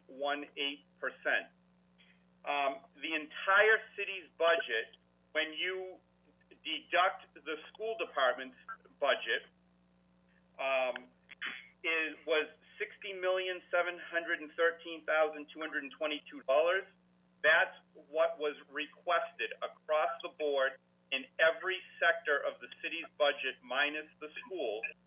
And the mayor gave $56,093,658, which is a reduction between the request and what was actually given of 7.61%. So, you know, I just want to clarify this for members, you know, of the public as well, because I don't know if there was, you know, confusion in the way that it was presented or what the situation was, but I just want to make it clear that there is a difference between a request or, something that might need to get done from a capital standpoint, which might get funded a different way in the end using free cash. That happens a lot as well. We've given supplemental free cash appropriations to all departments at some point in time or another, probably, including the schools. Some have come before me. And as finance chair, I do expect that to happen again. But I just want to make it clear that every department makes requests. And when you look in this book that's been presented to us, which is known as the FY21 everybody has gotten awarded less money in their budget. it's not a cut. To me, it's not a cut. You know, you never had the money in the first place. To me, that's not a cut. It's just, you know, a dream versus reality, I guess you could say. Okay, so I just want to clear that up. You know, I guess I just have a couple of questions. You know, in terms of, you know, I pulled out the budget book from last year. The school presented a number in their book from last year for the FY20 budget. The local portion was $30,127,166 that was presented last year and passed the city council. And this year, the local portion of the school department's budget is $31,326,227. So I am a little confused. I think $31,326,000 is greater than $30,127,000. So, you know, that's about a $1 million increase in what local government has contributed to our schools this year. I mean, those are what the numbers are in my book in black and white. I think obviously the big question at this point, a huge question mark at this point, because we all know what state revenues are currently. I think that the big question is what is Chapter 70 going to do? So the mayor has to present some kind of a budget to the city council, because we're obligated to pass or to vote on some kind of a budget prior to July 1. And so they used a number which would include, you know, level funding, because we don't know anymore at this point. And we all know that is going to be subject to change. And, you know, I don't know that we want to get into a lot of assumptions, but you know, we're hearing that could be cut by 10%, maybe more, which, you know, will be absolutely devastating to the school system. So, you know, there is a lot more work to do on this budget. There's a lot more, you know, to understand, and I'm sure that it's still going to be going on well after July 1, obviously. So I guess that, you know, that would be my first question would be, when it comes to local contributions, I don't understand how we can say that giving $31,326,000, I'm sorry, I'm speaking too fast. I don't understand how we can say that giving $31,326,227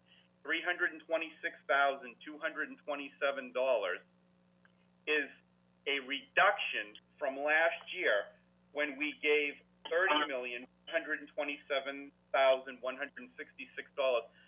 Can someone I can answer that. Explain that to me? I'd love to understand. Yeah.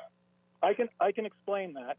The numbers you're quoting, you are including the indirect charges, which are not part of the school department budget. They are not part of the appropriation to the school department. Okay. If you take the direct appropriation to the general fund and subtract the Chapter 70 money we receive from the state, what is left is the actual city's appropriation to the school department's general fund. That difference for FY20 is $25,277,427.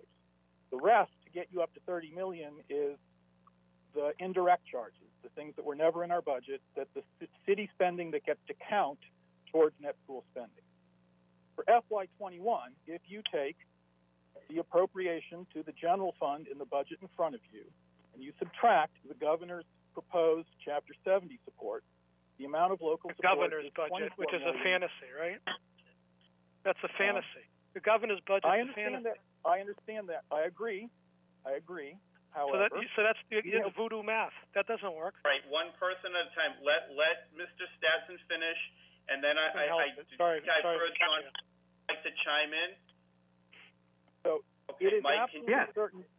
Yeah, I certainly will. Certain it is absolutely certain that we do not know what the state number will be, and there are ominous signs. This is true. We have always insisted in the past on using the governor's number when there isn't a fixed number. Last year, the House had already increased the number by 400,000, but we budgeted according to the governor's number. So I'll just remind us of that. Using the governor's number, the local appropriation in the budget in front of you for FY21 is $24,506,212. That is a $771,215 decrease compared to last year. Now, if, in fact, state support is lowered, the mayor has stated in this budget that the school department budget will go down by exactly how much Chapter 70 goes down. So if that's going to happen, we're going to be decreased by any loss in Chapter 70 funding relative to the governor's budget. Then we should be budgeting now using the governor's budget numbers. Okay, all right. Are you all set, Mr. Stasson? I'm all set. Thank you. Okay, all right. Comptroller John Richards, I think you wanted to chime in, and if you'd like to give your explanation, certainly Sure. The floor is yours. Sure. School committee person Stassen couldn't be more wrong. The budget before you represents the local estimated contribution increase that is required for fiscal year 21, and in the amount of $1,150,000. It is not a decrease. It is an increase from the prior year. We have used level funding state aid for all state aid estimates at this point, because everybody, it is well known that the governor's budget, which was submitted prior to the pandemic, is no longer valid. So it's a totally different situation than from before. So I just wanted to make sure you understood that. There's no his confusing explanation about the state aid increase being 1.9 million and only getting 1 million. It's just voodoo math is a good word, but the 1,150,000 is simply the local contribution. There is no attribution to any state aid, and that's why, when upon knowledge of state aid, there will be an increase or a decrease to the budget. So if we were to look at last year's net school spending number, right now, this year's net school spending number would be 1,150,000 higher, which we are contributing, and we are well over. The only thing that's going to change that is the state aid numbers. So what you saw before you is a $5.7 million increase request. We were able to give $1,150,000, and remember, we already have a Proposition 2.5 tax levy increase embedded in this budget as it was submitted. So the remaining $4.6 million represents two Proposition 2.5 increases and another third increase if there's no state aid. So no, we did not take into account the $1,921,000 because it is not a real number. It's a totally different situation than the prior year. And I just wanted to clear that part of it up for you. That's how much the increase they're asking for, and how much and what we gave. It was an increase over the prior year. It's in no way, shape, or form a decrease. Okay. Thank you, John. And, I just have one more thing, because I know it's already been mentioned, and I'm sure it's not going away. It's going to be mentioned again. Can you talk about the chargeback? That's always a bone of contention, and I'm sure that if we don't get it out of the way now, it's going to resurface. So can you explain those as well? Yeah.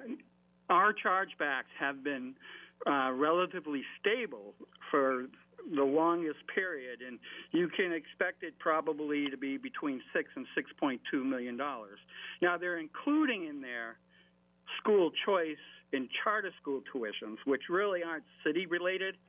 That's the state giving those numbers through the state cherry sheet assessments. So it really has, we're like half of that, and the biggest one being pensions of non-teacher employees. So it's been relatively stable. So another way to look at their request would be there's $78 million plus the 6.2, or just say $6 million. 6.2 would be $84.3 million is their request. And even if they got the governor's budget of $1.9 million, which we can't utilize, the net school spending that year would be $80.3 million.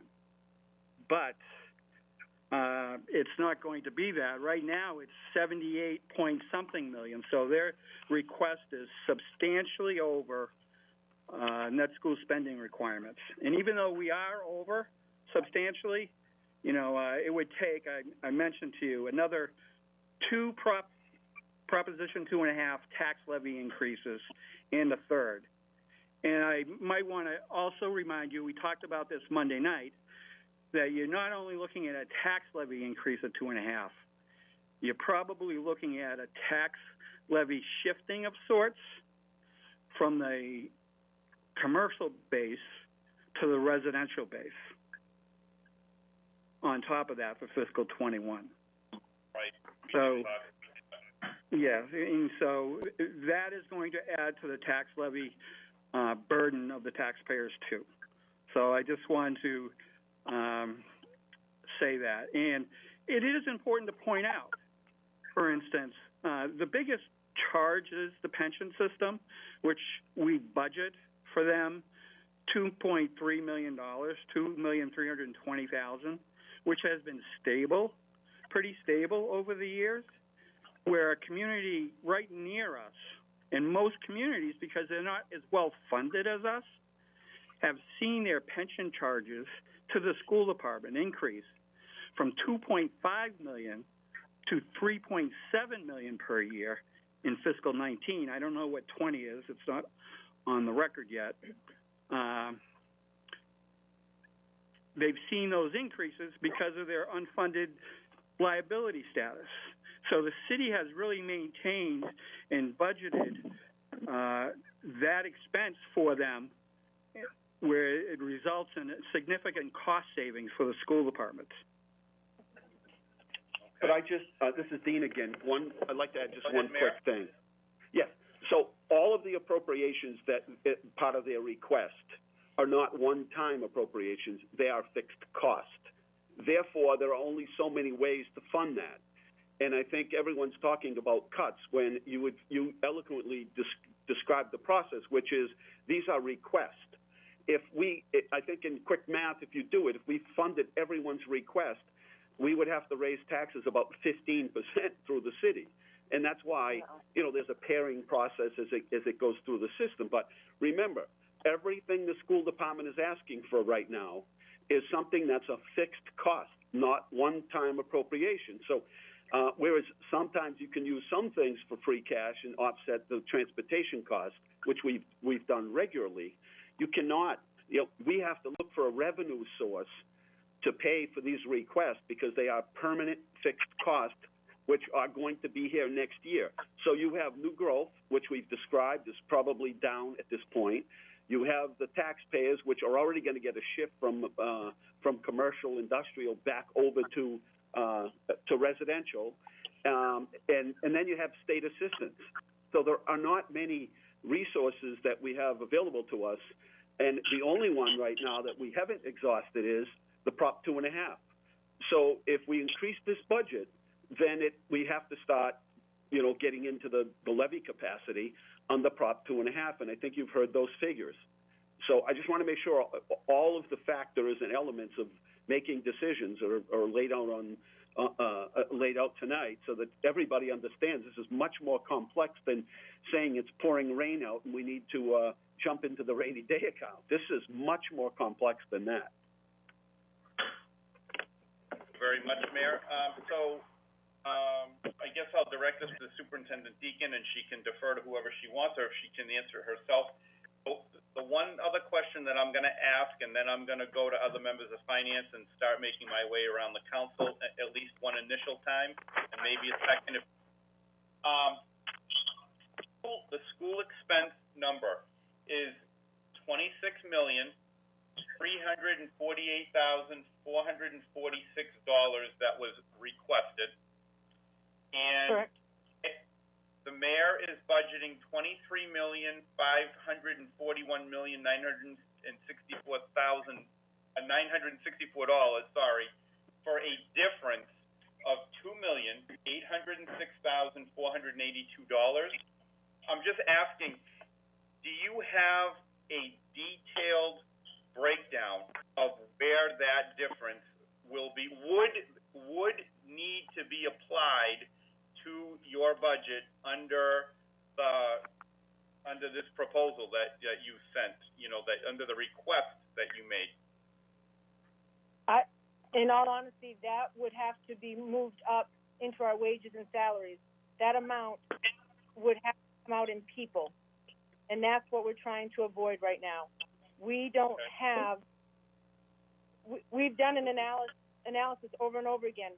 Our expenses are so fixed and tight that we may have a few dollars that we could exhaust. That would be copy paper, curriculum products.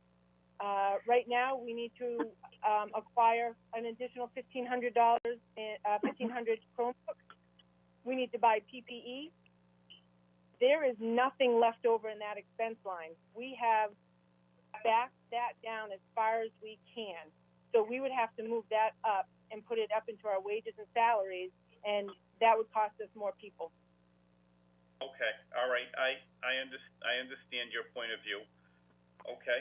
Paul, if you may add one question, Glenn. Over half of our school expenses are health insurance. Is that This is Glenn Prado. Okay, thank you. Over half of our expenses are health insurance.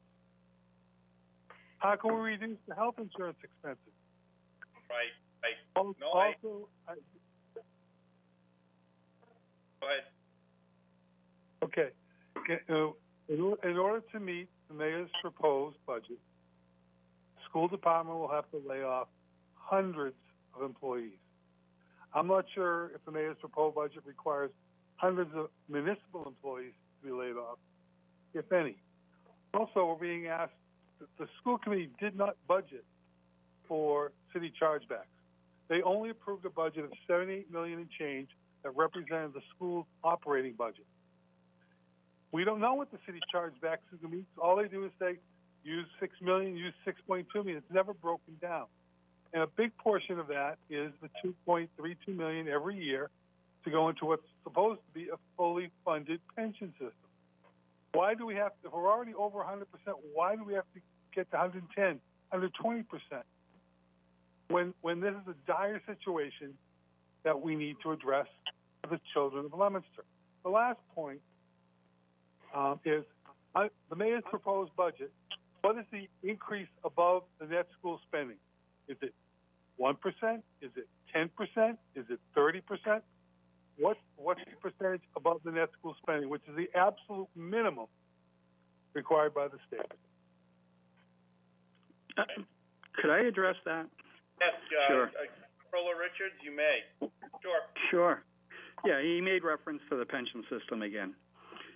As people know, the city was very fortunate to reach 100% funding in the pension system. But of course, that is not a static number. What happens is the market volatility changes funding status.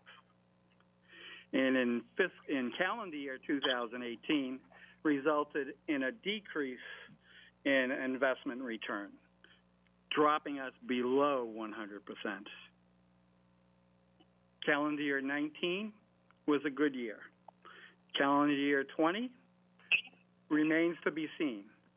But again, he's missing the important fact that the strength of the pension system has saved the school department millions of dollars just in the past 5 years.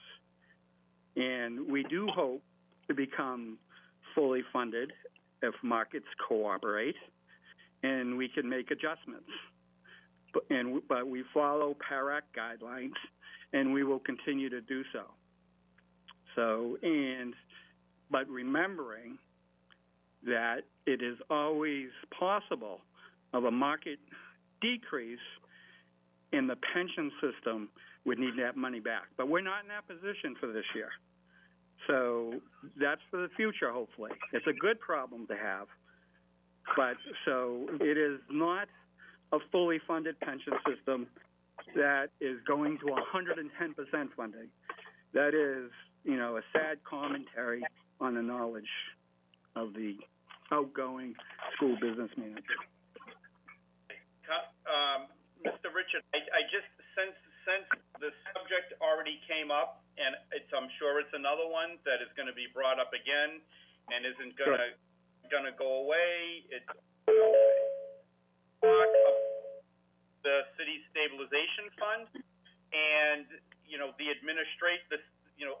just so the public is aware, that the city council cannot initiate any spending out of a stabilization fund. The appropriation, if you read the city's charter, chapter 6, Article 6 of the city's charter, all the spending is initiated by the mayor. So the city council couldn't go into that fund for an appropriation arbitrarily. It would have to come from the mayor, and then we vote it up or vote it down. And it's been brought up a million times. It's raining out. It's pouring rain out. Why can't we spend the stabilization fund? So I'm going to ask you to explain to the public, Mr. Richard, the administration's philosophy for having a stabilization fund in the first place, and under what circumstances do we actually use the funds that are in there, to spend? What is the actual kind of a storm when we would go in there and really start spending funds out of there to get the city out of a very tough situation? If you can explain that to the public as well. Great question. And I know it's out there all the time, and it's a hard concept for people not in the business to understand. And I think the mayor touched on it a little bit in his discussions about the matching principle of matching ongoing revenues with ongoing expenses, and not utilizing one-time revenues for ongoing. Now, the main purpose of the stabilization fund is for cash flow purposes. Now, you might think $20 million is a lot of money, but our budget's $140+ million. And so, in a good faith effort, we estimate the tax levy, for instance. But unfortunately, during the bad times, certain businesses and individuals don't pay in a timely basis. So in the early 90s, when the treasurer and I, believe it or not, we were here then, and we lived through it, collection rates went down to 90%. Now, the tax levy is going to be about $78 million this year.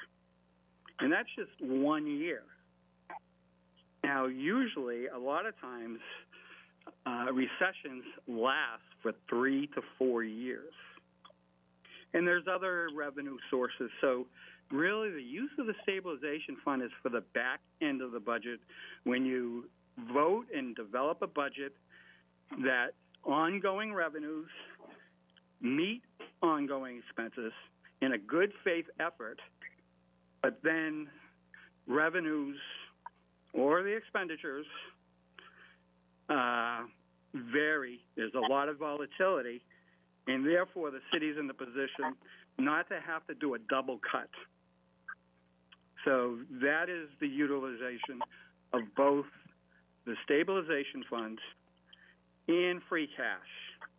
Even though free cash is going to be going down substantially, and fortunately, because we budget conservatively, we're not cutting further, because I can tell you right now, motor vehicle excise collections are going down. Building permits will go down. Investment income down. All the elastic type revenues are going to see contractions next year. But fortunately, in our estimation, we don't have to make further cuts in those areas. The only one we are making a cut in is room tax. We had to cut that by a couple $100,000. And that was, and I think Councilor Shellifu picked up on it. What we tried to do is match some cuts in the budget to match that $200,000, $100,000 of it being less recreational programs for this year. We fully intend to replenish those accounts we took it as the hotels get better. So it's the whole matching principle in the covering of protecting the city from deficits so that we don't do double cuts. Okay? Okay, thank you, Mr. Richard. I mean, I could probably keep going on and on and on, but I want to give everyone a chance to speak and maybe even generate some more questions or whatnot. So at this point, I'm going to hold off any further personally on any more questions that I have, and I'm going to start asking members of finance. Councilor Pauline Cormier, do you have any questions regarding the school department's budget? I'm going to hold my questions for right now. I think most have been answered. I do have a couple of questions, but I think I'm going to hold off on those for right now. Okay. I will defer to the third member, Councilor Angelini. Do you have any questions for the school department regarding their FY21 budget? Thank you, Mr. Chairman. If I may make a brief statement and defer on my question. As a new counselor, I know this is generally a contentious issue each and every year, very emotional. I studied this budget significantly longer than all the other departments combined, and after listening to the comptroller's testimony on Monday evening, it's evident that the taxpayers are going to have to shoulder a significant additional burden.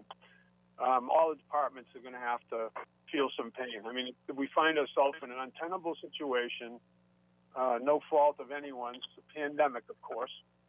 And I think the best we can hope for is some additional federal aid to states that may alleviate some of these shortfalls. But there's just too many unanswered questions. The budget, the governor's budget, the floating around Beacon Hill is uncertain. The reopening requirements, haven't been set.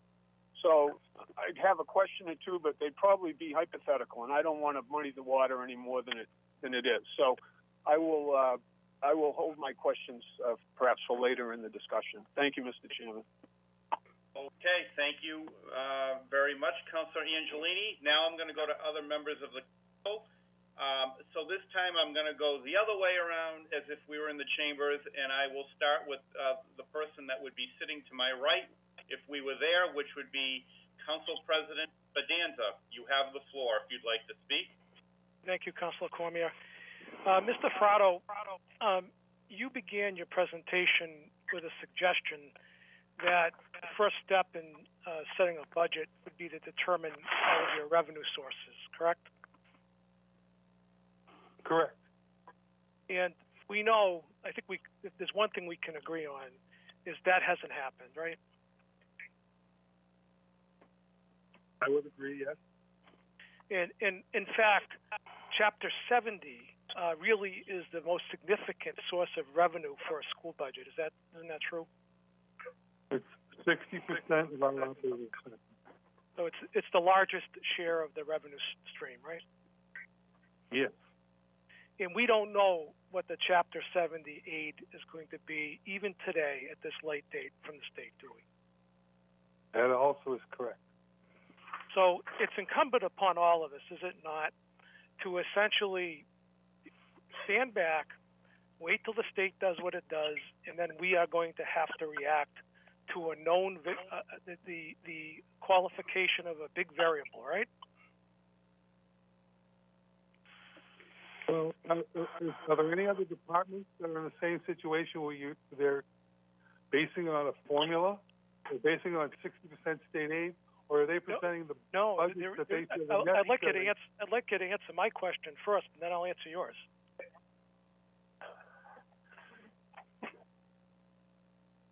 Yes, that would make sense.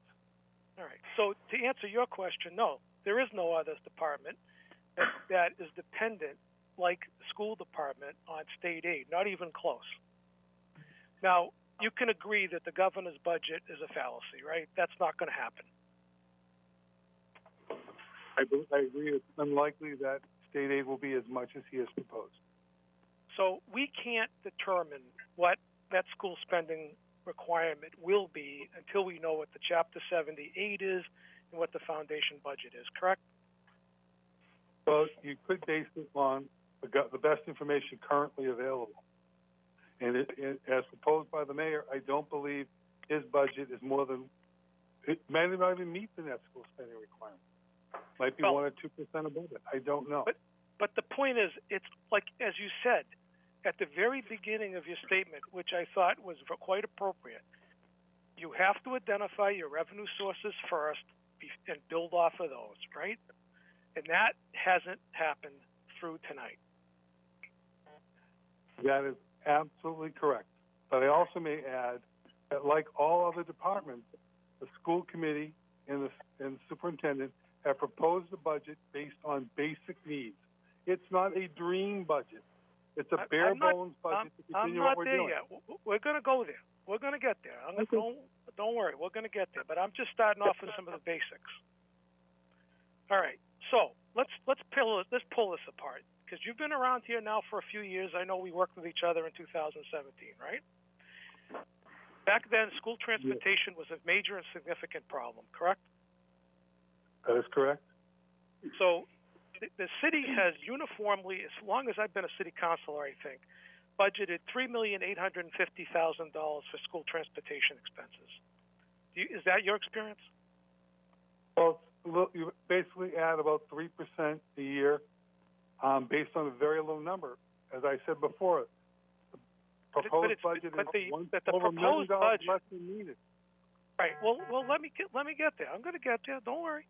So the amount that the school department has determined for its need, right, is greater than what the city proposes or the mayor proposes in his statutory budget, correct? Historically, that is true. Yeah. And every year, the Medicaid reimbursement has been appropriated by the mayor to pay for school busing costs. Is that true? I believe the mayor recommends that you appropriate the funds. We don't appropriate anything. Let me give you an understanding about municipal finance. Okay. We have no appropriation powers. We can pass an appropriation, but we can't appropriate a dime. The mayor has to appropriate the Medicaid reimbursement money by sending a communication to the city council that the city council must pass in order for that money to be applied to the school transportation cost item. And we have done that every year since you've been here, correct? Correct. I think we're splitting hairs as to whether or not you approve an appropriation or not. But I may also add that Medicaid reimbursement... We do, Mr. Fratto, we do approve the appropriation. We cannot generate the appropriation. We can't, if the mayor doesn't generate the appropriation, there isn't a thing the city council can do with respect to spending. Not a thing. That is true. Okay. So we have also appropriated. I'm not finished. We cannot. I have the floor. We also appropriate annually about $400,000 or $500,000 from free cash to meet the deficit between what that number is, the appropriated number, $3,850,000, the Medicaid reimbursement, and what the full cost of school transportation is. Is that your memory, Mr. Fratto? I'm not sure it's $500,000 for free cash every year. Well, we use a number of resources. Do you remember what it was last year? Can I continue speaking? Yes, you can. Yeah. There are a number of sources that we have to use in order to fully fund student transportation. The balance that's necessary is always at least $1 million less than what we need. And the school committee is required to come back to the mayor and eventually the city council to ask for money so we can maintain transportation. We use Medicaid reimbursement funds. Okay. Why all I'm you trying to establish, we don't have to argue about this. All I'm trying to establish is that annually, every year, that transportation expense is met ultimately by the city with respect to mayor's appropriations from free cash and from the Medicaid reimbursement. Do you dispute that? No, I do not. Ultimately, you do make the donation sometime in the spring. All right. Now, I'm looking at your budget, right? You prepared, or at least had a hand in preparing, a booklet for the city council with 10 sections that outline certain aspects of this budget, of the school department budget, correct? Yes, a number of you familiar with the document? If I'm not, Melanie Michaels is listening in, and she's much more familiar with it than I am. All right. Did you have any role in preparing Section 10 of that booklet? I don't have it in front of me. What are you referring to? It's titled Backup Documents. Can you need more details? I don't have it in front of me. I'm sorry.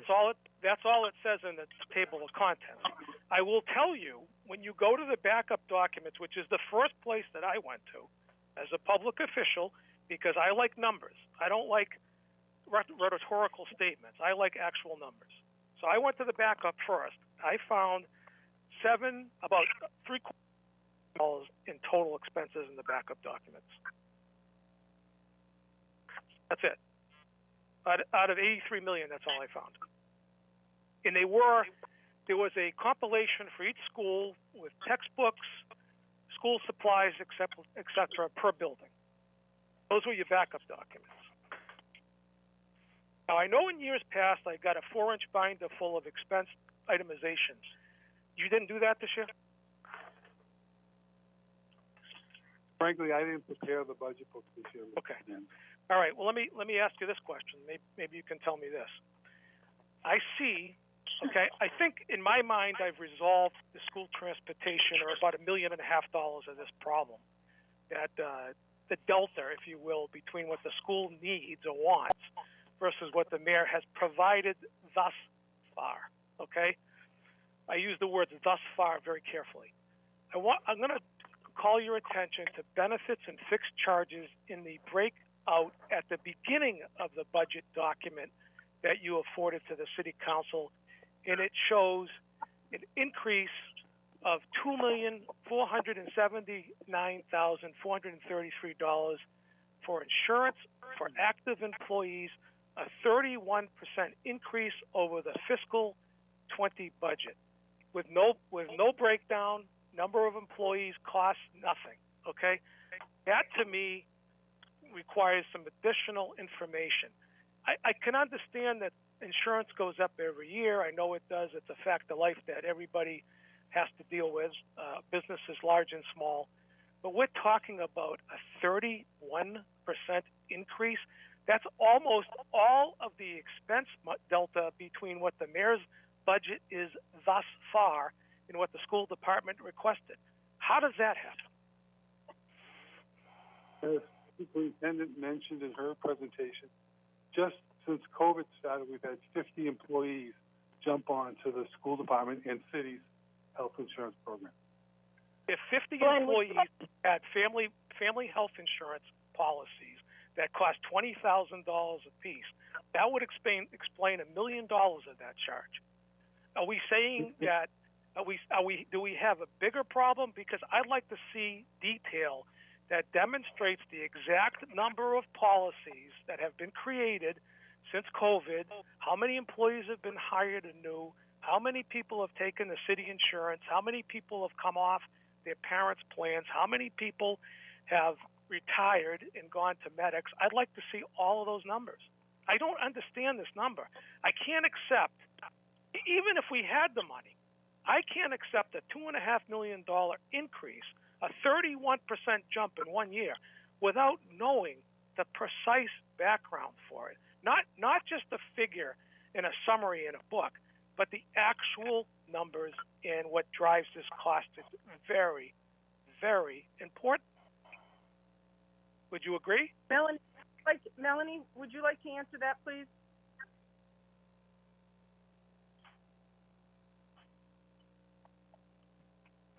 I think her line was muted. There was some background noise. I think it's been unmuted. I unmuted the line a while ago. Melanie, I'm not Michael? sure she's there. I have her as being on the call still. Paula, let's treat this as a dynamic process. Let's ask for that information to be provided to the city council as soon as possible. Sure, we have that information. I'd like to move on. I would like to move on. Sorry, can you guys hear me now? Yes, Melanie. Please state your name so we know who's talking.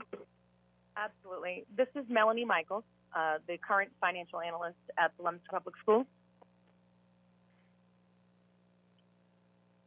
And I'm not looking to take up a lot of time here. I just want to give a brief commentary, and then we can get you some more information that you're requesting.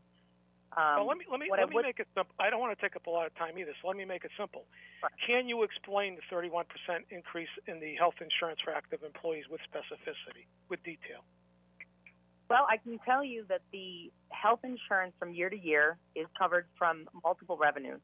Some of them are Chapter 70, some of them are local aid, some of them are revolving, some of them are grants. I'm not looking at. Melanie, we've established that the revenue sources for this budget are not known, and I understand that there are many revenue sources for the school's budget. I don't need to know that. I need to know why we have a 31% increase in health insurance for active employees. That's exactly why. Because from year to year, we are only showing you the fixed costs that we take out of our general fund. So you see that the year prior, we paid $7.973 million out of our general fund towards the insurance costs. But what you don't see is that we paid over $1.5 million from our school choice and over $1 million from our grants. So when the next year comes, even the mayor can tell you that he suggested we increase the health insurance by 10% at least, because this year we've seen increases of anywhere between 10 and 12% on a quarterly basis. Does the school department can the school department recap in one place the cost for its health insurance for its active employees from fiscal year to fiscal year? Yes, if we were to Rich's office. I'm sorry? We've actually looked for that information because the cost was going up. We asked for that information and received it from Mr. Rich's office, so we have a detailed document, and I'm sure he can speak to it as well, of what the cost is, who is on what plan, and at what rate. So on the cover sheet, the work that Melanie had done from FY 19, 20 to 21, you can see what was contributed out of local versus what the total bill actually was. So in FY 19, health insurance was actually almost $11.9 million. In 20, it was $13 million. It's had a steady increase of just over $1 million each year. Paula, that doesn't explain a 31% increase. We need to figure out why that's happening. I'm not seeing a 31% increase. Melanie, it's in your paperwork. It's in your paperwork. Yeah, looking at it on the front page. Right. He's going into the details, going into the line by line. Yeah, benefits and fixed charges, insurance for active employees, $7,973,286 for fiscal 20, fiscal 21, $10,452,720, $2,479,000. a That's huge correct. portion of that delta between what you asked for expenses versus what you got. That's correct, because you're looking at our net school spending expense. You're not looking at our revolving or our grants or any other contributions to that bill. Well, those are your figures. You represented them on that paper. I didn't do that. Right, because we're asked to give you a net school spending budget. So we're required to give you a net school spending budget. So we're asking for a net school spending budget. We're not accounting for revolving or the grant. You can't give us a net school spending budget right now. You can't. We all know that. You can't. Can I ask you this question? Other district-wide administration under the administration section. Fiscal 20, $162,925. Fiscal 21, $290,938, 79% increase. $128,012. Can you tell me what that is? What DESI code are you looking at? I'm looking at 1220. your paperwork. Your breakout in the second. This is what you gave us. This is what you gave us. What DESI code? It's 1230. You didn't supply us English with the DESI code. Administrator. Let's ask the question. So 1230, we had intended on hiring an ELL director, which we roughly bargained, we budgeted about $100,000. So that's why that went up. But we, and the superintendent has made comments to that we definitely are going to have to cut that in order to meet the needs of the budget. Okay. Well, I understand. There's answers for a lot of these things, but we don't have them. In years past, we have gotten a 4-inch binder with 4 inches worth of paper, which had the whole expense breakdown. This year, we got a 4-inch binder with a 1/2 inch of paper. We simply don't have the information. You're making a case for your needs, and I understand that. You should, and I have no problem with it. But we don't have the basic information. We're not Karnak. We can't guess. Now, on the school buildings, at the back, the one thing you gave us was a good detail of the supplies for the different buildings. If you break those out, they vary a little bit, but every building got about a 10% jump. What's the rationale behind that? Actually, the 10% jump was intended when we thought we were going to have a budget that would have been increased. Since then, because of the fact that we've had to decrease the budget, we have cut that out completely. Okay. And level funded the schools.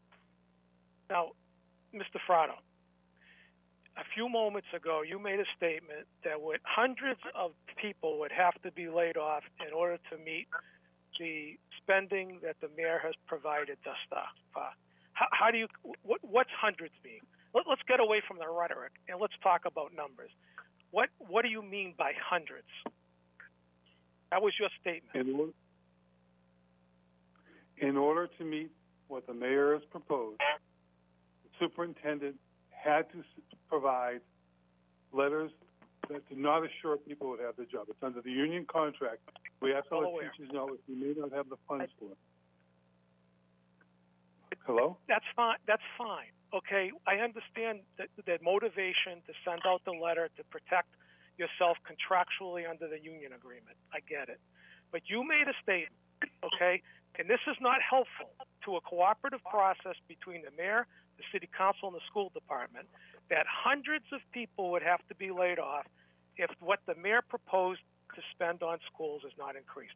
Tell me your analysis on what. First of all, tell me what hundreds mean, because that's a very rough number, and tell me your analysis on how you arrive at it. So, Glenn, I'd like to speak to that if you don't mind. Mr. Bonanza, Superintendent Deacon. So we have been watching the lack of revenue come in. We've been working with our teams through MASS and with all our representatives. So we have been told between a 10 and 20% possible loss in revenue. So for us, anywhere between $8 and $12 million. So we have been working with our unions, every one of them, and they have been so eloquent in understanding what's happening in the world. So currently, because of the June 15th date, the union, the teachers union, asked us to hold and respect their facts for notification, and we did so. So over 130 teachers, and we're close to 150 teachers, have received notice of potentially non-rehire for next year. We have secretaries receiving notice. We have paras, tutors, administrators, independent contractors. So you sent out 150 total notices. So far. All right. Those are teachers. So who has done if state aid is level, and no one's saying it's going to be, okay? And the mayor, and you had to work with what the mayor has budgeted thus far. Who has done the analysis, okay, on how many people, how many positions you were going to lose, if it has been done at all? Our cabinet has done that analysis. Currently, with just the teachers that have received pink slips, we have about just slightly over a $6 million cost right there. We need to look at unemployment costs. That's why we have to look at all units, all supplies, anything that we have at this current state.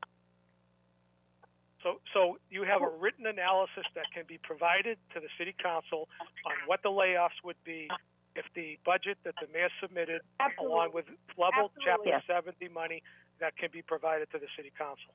Absolutely. We've already done that. We have submitted it. The school committee knows these numbers and has these numbers. We're respecting the fact that we have not put out all notifications. So I would not like to give specific details in this form, if you don't mind.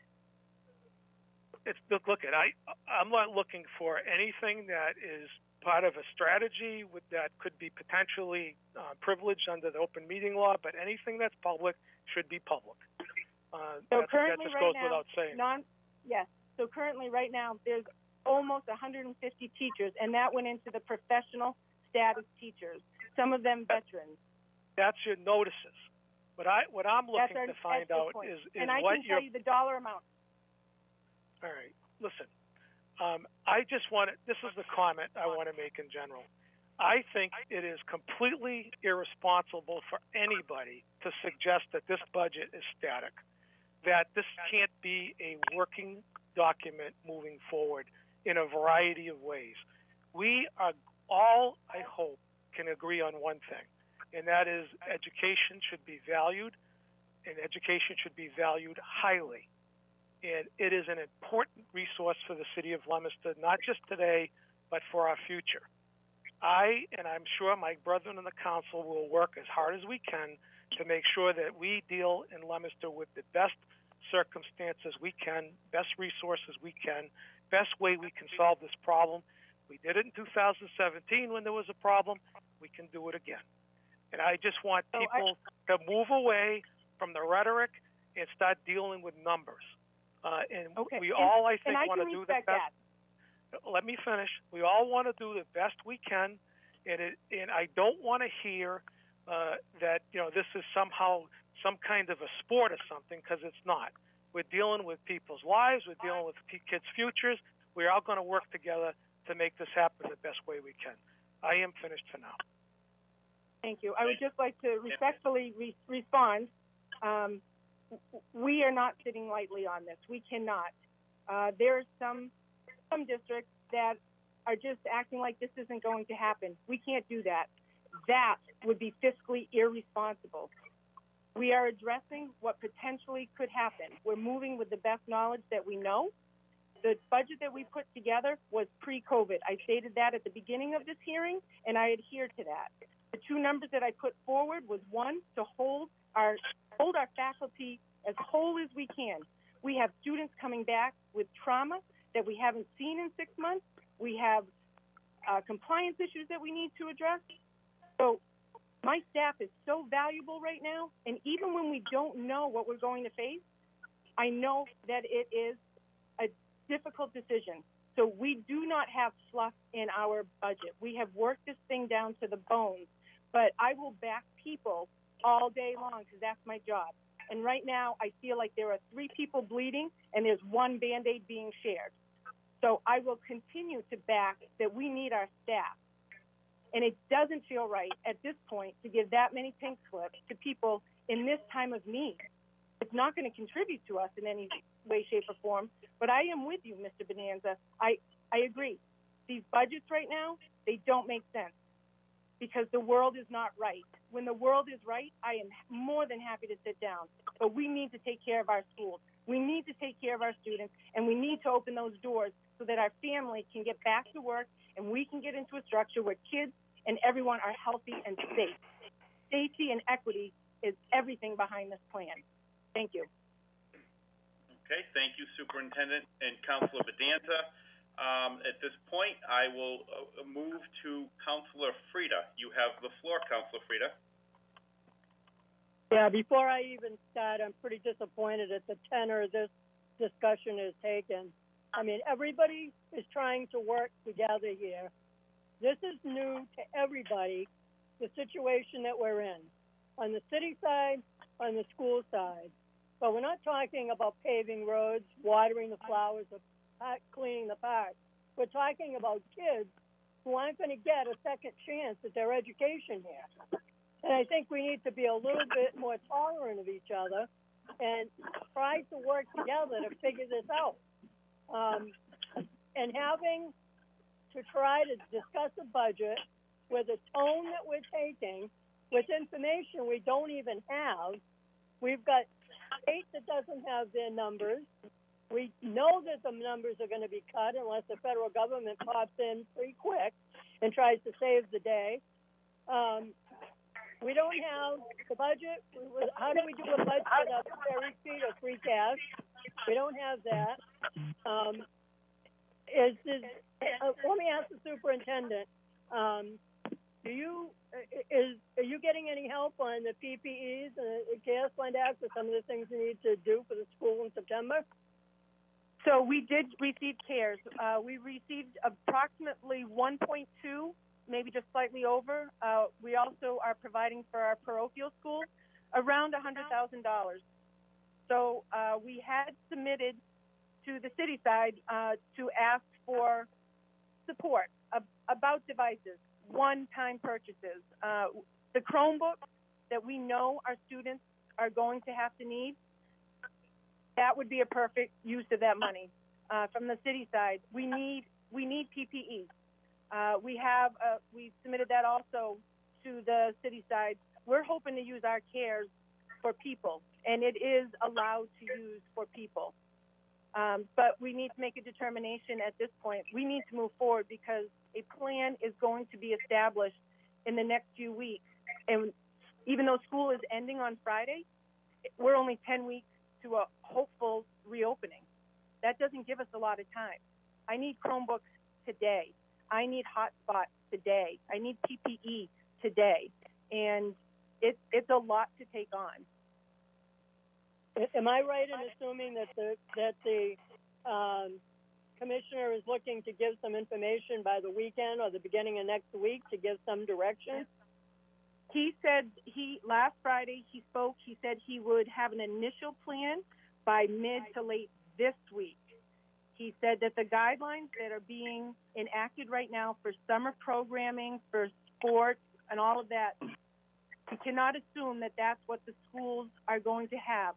We have another 2.5 months. We're hoping that some of this will alleviate because the 10 to 1 in classrooms, that won't work.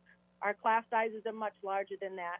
So we're ready for whatever he brings down. We've built out 5 different scenarios. We can plop into one. We just need some answers. Well, there seems to be all kinds of controversy on the state level, too, whether it's safe to open, whether teachers can be trained for true remote learning by September. There are just so many experts offering so many different opinions that I don't think anybody knows which way it's actually going. And I think that's why the secretary is just holding back on what he wants to do. So if the state doesn't allow it, we're going to ask to change our school calendar so that we can have that time up front with teachers. Because remember, on March 16th, we were not a 1-to-1 district. That day, we became a 1-to-2 or 1-to-3 district, and teachers had to learn how to enact Google Classrooms and videoing and conferencing. We've all learned technology, and so I'm so proud that we got to that point. But if we have to stay remote or if we're in a hybrid situation, the expectation needs to rise. There will be a curriculum. There will be assessments. There will be a schedule. It will not be, we were in triage mode. For 13 weeks, we've been in triage. That's not where we need to be. And I do think the general consensus is that the teachers really rose to the occasion throughout the state, but not necessarily knowing how to actually teach remotely, which is, they didn't have the time to learn that, but they did a good job in jumping in. But I think that's part of the problem of what would happen in September. Right, and we also need to, so even bigger, we need to make sure that students are connected. It was not easy for our families to get internet access. We thought, just call, they sign you up for a free schedule or on a cheaper schedule. It didn't happen for many of our families, so we just had to purchase 200 hotspots because that can't happen. This summer, when we do our remote special education programs and our ELL programs, we will ensure that every child has their own device and they will be connected. We're better than that. We have to be better than that. How many Chromebooks did you pass out, and how many do you think you still need? We know exactly what we need at this point. We had to an immediate purchase for almost 1,000, and then we are short 1,500. That's what we're looking to have help with the CARES money for. The 1,500 would allow every student in the city of Leominster, K to 12, to go 1-to-1. Having children go 1-to-2 really created a hardship for our families and a frustration that they did not need at this time. And so I shouldn't say when, remote learning, distance learning is part of our future curriculum, we will go 1-to-1, whatever it takes. Okay, and just quickly on the busing, how can you even talk about the busing when you don't know whether you're going to have 10 kids to a bus, whether there's even going to be a bus, whether they're going to be going to school? How can you even anticipate what your costs are going to be? So that's with everything. So all these extenuating circumstances, if you need to put a budget together, you build on history. We know what typical transportation should be. We can pretty much guarantee that number. I don't believe the world is typical anymore. And so whatever commitments to funding we get and whatever model we get in which to teach and for students to learn, we have to adapt. We are now an adaptive district. We have to let go of the technical pieces, the structure, the what was. The world has changed. We're in a world pandemic. We're not in a city of Leominster pandemic. Okay. And this is John Richard. Are you still on? Hello? They just disconnected by accident, it looks like. Oh, okay. I just, maybe the finance chair knows. John mentioned that free cash is going down. Do we know down to how much? Councilor Frida, this is Chairman David Cormier. I do not know. I am assuming he's talking about next year's free cash, fiscal year 20, when we close out the books. I have not had a discussion with him on that yet to get a ballpark of those numbers. Unfortunately, we would have to ask him for a definition of what down actually means when he gets back on the line. And we can follow up on that when he does. Excuse me, Mr. Chairman, I just wanted to let you know that the mayor and comptroller are calling back in just a moment. Okay, sure. So, Councilor Frieda, if you want to, we can go back to your question if you'd like. Yeah, that's pretty much what I had left was trying to get an idea what free cash, if it was this year's free cash that was going to be low.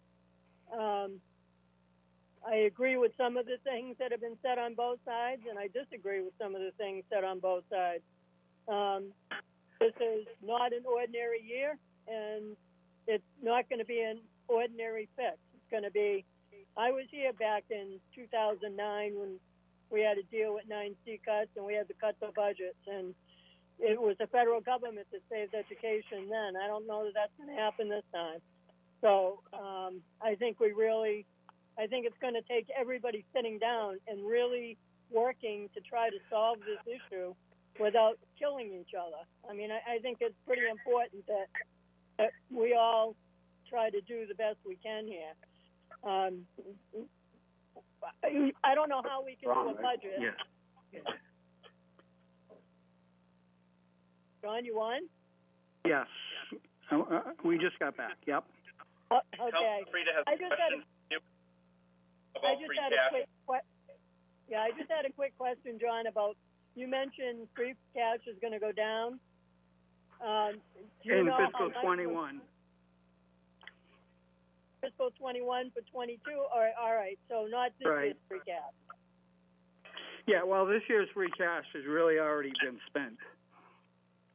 And it really, free cash really has nothing to do with the budget. Nothing. There's nothing to do with it. And it's in the state's hands. Go ahead. Okay, well, that was the only reason I was asking, is because you're the one that mentioned free cash is going to go down. So that's why I brought it up. I didn't. Yep. Okay. Next year. Our estimates, my point was, we didn't have to reduce our local aid estimates because we start lower, but it's, so say motor vehicle excise could go down by $1 million.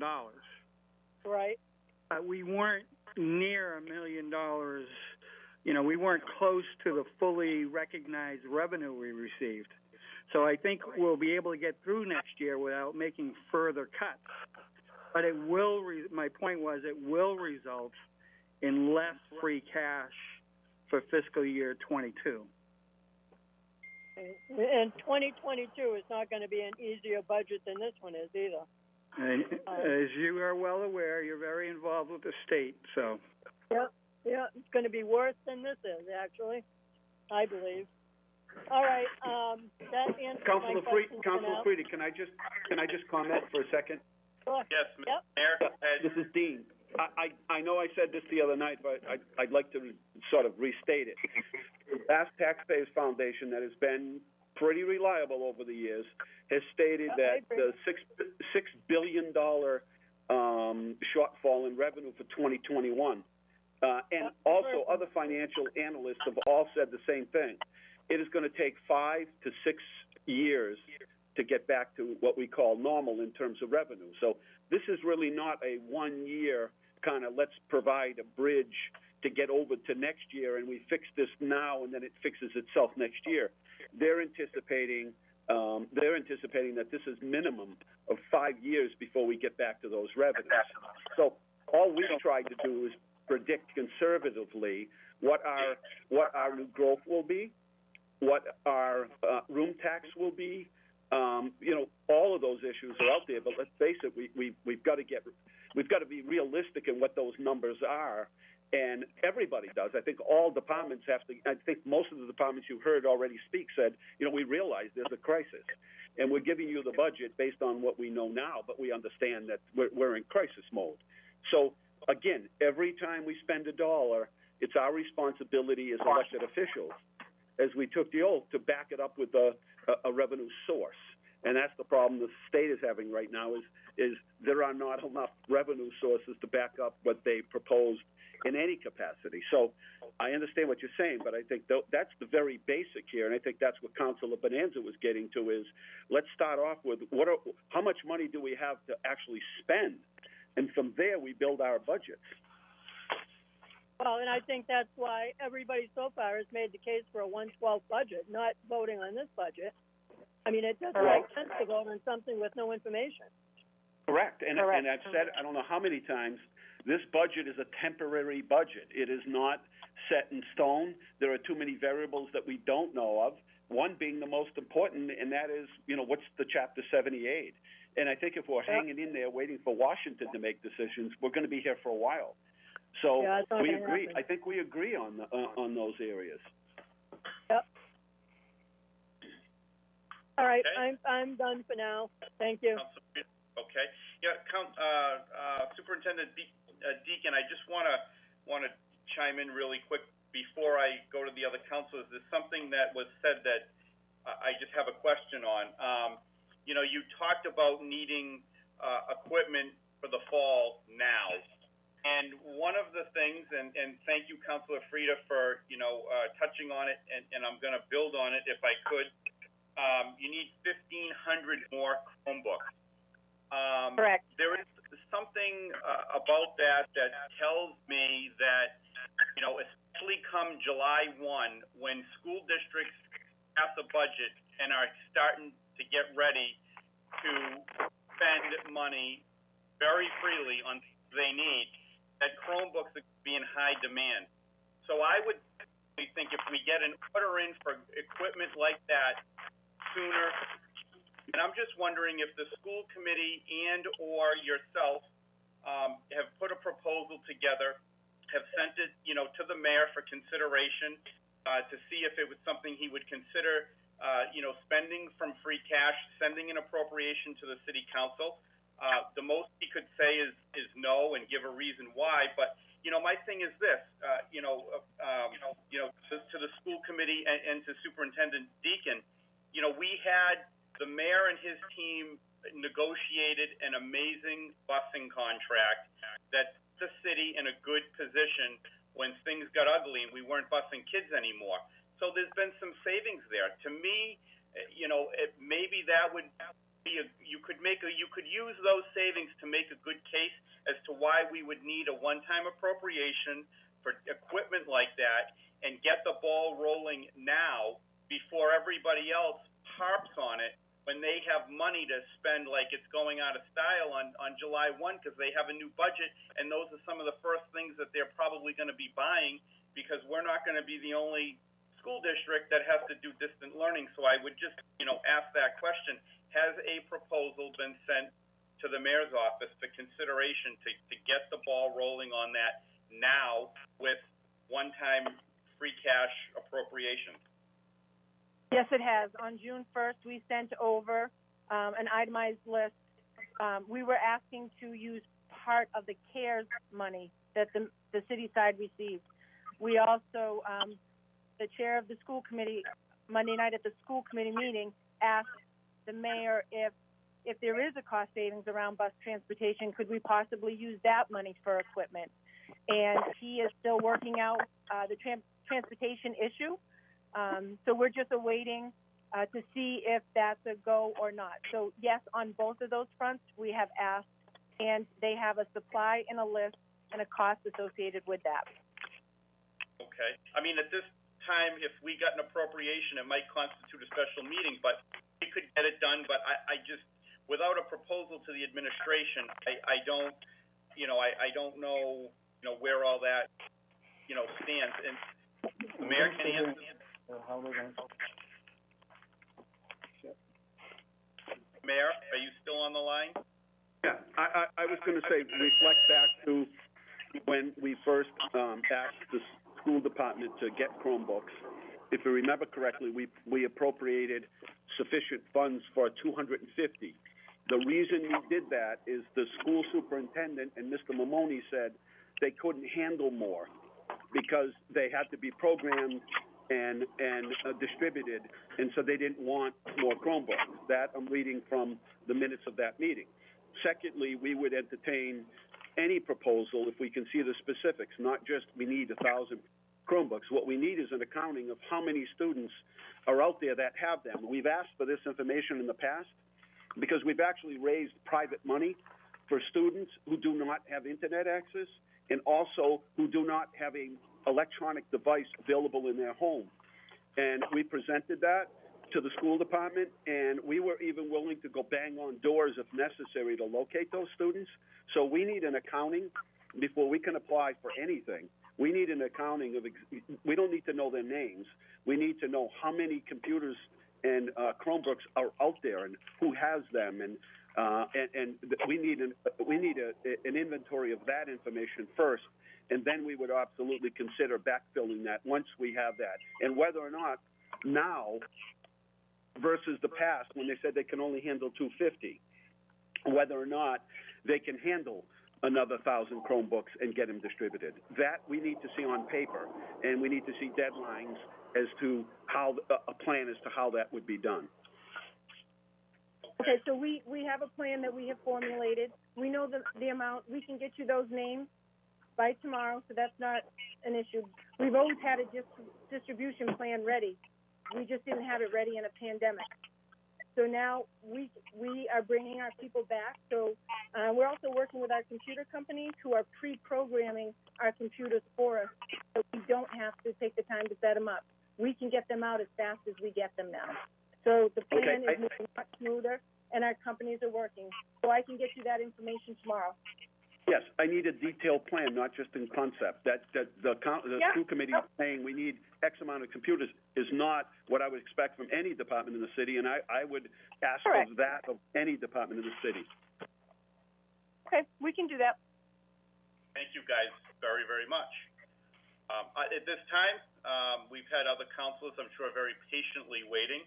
Councilor Browski, do you have any questions regarding the school budget? Most of my questions have been pointed or touched upon. I do have a few. There's an awful lot we don't know that seems will be answered in the coming weeks. I'm told, accurate, that the July 1st deadline can be extended to July 31st. So the first part of my question is that accurate? And the second part of my question is, if it is accurate, what are the pros and cons to doing that? Mr. Chairman, I'm not sure who the appropriate person to answer that question is. Okay. I've heard some rumors about an extension of a community, of a municipality passing a budget, but I have not been able, as of late this afternoon, to confirm that is. I don't know if anybody on the council has any accurate information regarding that, or if the administration is aware, if the governor has changed any of the requirements for a municipality to vote on a budget by July 31st instead of July 1st. I have no knowledge of it at all, personally. Mr. Chairman, this is Claire Frida. Yes. Councilor Frida? Yes, it is, so you can go to July 31st. Okay. Councilor, I would, a city has to pass a budget before July 1st. They are allowing 1/12 to do that, but we're not looking, until the governor cuts his budget, we're not looking to make cuts, and we're certainly not looking to add. So there would be no advantage of not passing a budget, and we need to pass a budget so they can spend money starting July 1st. I believe other communities might be appropriating less than a full budget, but there's still, there are many communities that are voting a budget so that you have the ability to spend money. And there's no reason for this city not to pass a budget before July 1st, because we're not looking to add anything. We'll be submitting probably the cut in the future, hopefully to add. If they do eventually meet the governor's original appropriation, that would be nice. But so we have most of the information we need. We're just waiting on state aid. So I guess I would ask the superintendent, if we, and I respect what you said, Comptroller Richards. I just want to ask the superintendent a question. If we micromanaged you, I guess I'll call it, with a 1/12 budget of what has been submitted here, because that's what would go into effect, 1/12 of this budget, you're ready. You just said you're ready to hit the ground running to order Chromebooks and all kinds of PPE and everything. If we gave you a 1/12 budget for 1 month, for the month of July, could you live on that if we did that? How would that tie your hands in such a way that, you just can't do what you got to do to get ready for school? It wouldn't tie our hands. The timing for us, because it's July and August, we would be okay with that. Okay. All right. Good to know. Counselor Dombrowski, I will have you continue. Well, just to follow up on that, if the comptroller could just weigh in on the pros and cons of that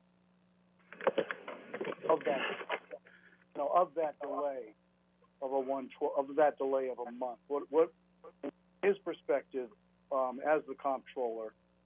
What are the pros and cons of that? There are many expenses throughout the budget that are front-loaded. A 1/12 budget in the city of Leominster's case is not practical. For instance, the pension system. The full appropriation payment is usually made on July 1st. It's less costly that way. The city makes its full insurance payments. There are debt service payments that may be greater. Overtime may be higher during the summer months than the winter months. So there's many reasons why it doesn't make sense for the city of Leominster. The rec department is a good example. And the rec department utilizing programs, there's all throughout the budget. And we're not looking at this point to cut anymore. And so unless the state aid comes in less, that's the variables that we're waiting for. That's about it. So there's no reason not to pass the budget, and there's no other information that we're waiting for. Okay. Mr. Chairman, can I just pipe in for a second? So, yeah, John. Well, let's. Can you hold your thought just on that point? Just on that point, because I just want John to make. John, clearly, if we went to a 1/12 budget, there's no advantage to anybody, and the disadvantage is it could potentially cost us hundreds of thousands of dollars, I'm understanding. Yes, it could. We could not function under a 1/12 budget. And I don't think we couldn't function under that. You're correct. If I may just pipe in as well, the only that the city council can do is cut. And we know that that's not the problem this year. We don't need to cut. We need more, and we can't add more.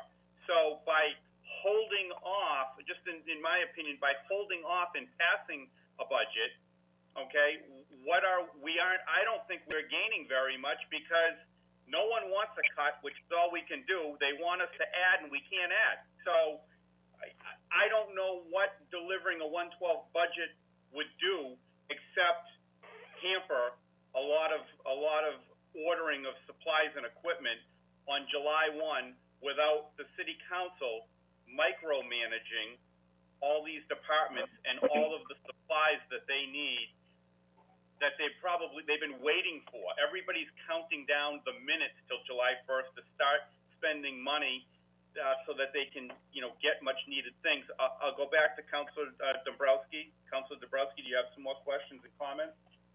I do. I appreciate that response from the comptroller, and I do understand it. I would direct the same question though to the superintendent, who is in a unique situation, and I would ask her what are the, and certainly anybody that she has with her, who may be better able to answer that, to respond. I'm sorry, you cut out for a minute. I'm not sure what the question was. Just what from the school department's perspective, solely from the school department's perspective, what are the pros and cons of laying this vote on the budget till July? I mean, I assume you heard everything the comptroller said you know, about the detriments to the city. So I'm just trying to elicit that information from the school department side. Michael, would you like to answer that question, please?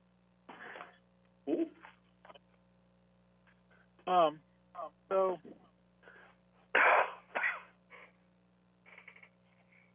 on the school department side. And it may be that you agree with the comptroller. I'm just, it it's may out be. there that there's an ability to delay, and I'm just wondering why we would do that. So from my point of view, I'm speaking for myself now and not representing anybody else. I'm not sure that helps us. I mean, ultimately, the cost is in staff. We are already moving to lay off people. We can't bring them back until and unless there is a commitment to a higher level of funding. So delaying doesn't make that happen. Getting real numbers hopefully makes that happen. And I accept as true that there are costs to the city if we delay. As the comptroller explained, there are some payments we make on the first of the fiscal year, and we get some savings from making the full year payment on the first. So I think actually, from that point of view, 1/12 makes things worse because now we have to incur those extra costs. So are we all in agreement that that is not a tool we really want to utilize? Is that what I'm hearing? That would be my personal opinion. Okay. I mean, is anybody else want to chime in differently? And again, I'm asking questions here. I'm not trying to point or pin people in a corner. I'm like everybody else. I've never. So I don't know if anyone else has a different point of view on that. Okay. So I'll move on. I had a couple of other questions. Sure. I was confused at the beginning, and I think it was the comptroller and the chairman of the school committee were differing on whether or not the city is proposing to give more money this year to the school than last year. I don't know if I can get a clearer answer to that question. It was very murky to me.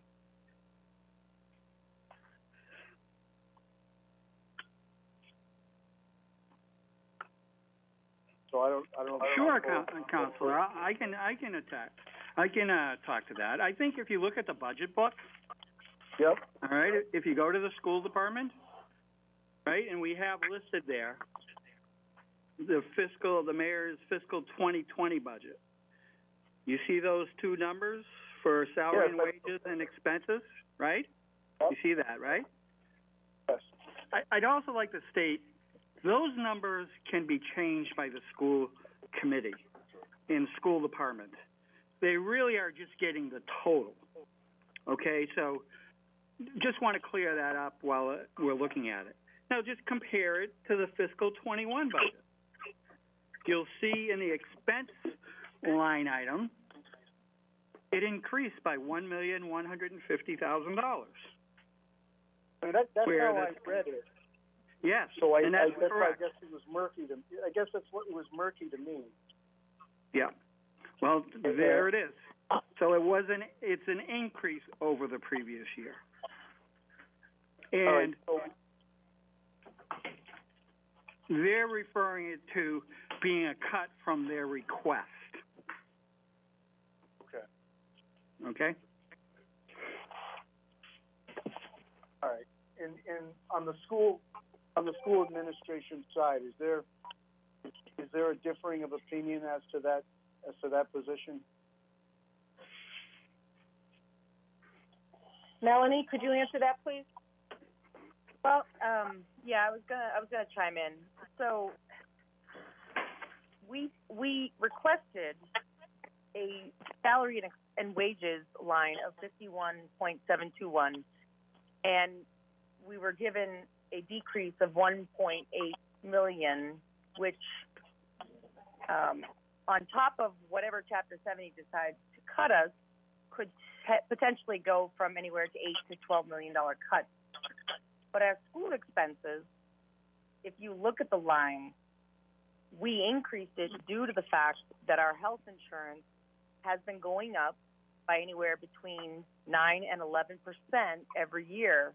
And again, per Dean's request, he thought it would be a great idea to increase the health insurance by 10% because every year we're struggling to meet that fourth quarter bill. Okay. Excuse me. Counselor, did she just say that I suggested they increase it by 10%? Yes. No, let me explain this. I was approached because they thought that we gave them the wrong number for the increase in insurance this year, and that it was actually 10%. And I said, well, there's no possible way that could be. The structure is set in July, and that's it.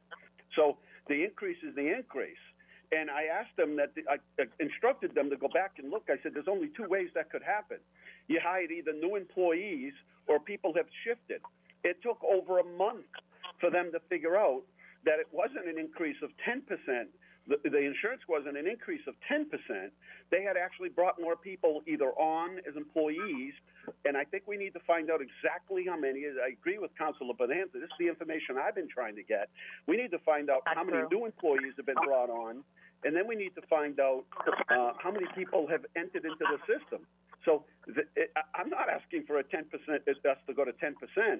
We have no control over it is not our responsibility or our control on how many people get added to the health insurance. We don't have any control over the school department and how many people they hire and how many people switch over to health insurance. Again, we've got to get back to every dollar we spend, we have to find the revenue source for. We can ask all we want. We can ask for $100 million. We need, as the budget process, it's our responsibility, everyone who submits even a budget, to identify the revenue source. So if we come in with a budget, we need to be able to say, well, here's where the money's coming from. Tonight, nobody can tell me, none of us can say and identify where any of this money's coming from. So I never said to add 10% at all. I mean, I have no control over that. I can only control the rates. Those are negotiated and put out in July. Yeah, it was just a learning process for the schools. That's all.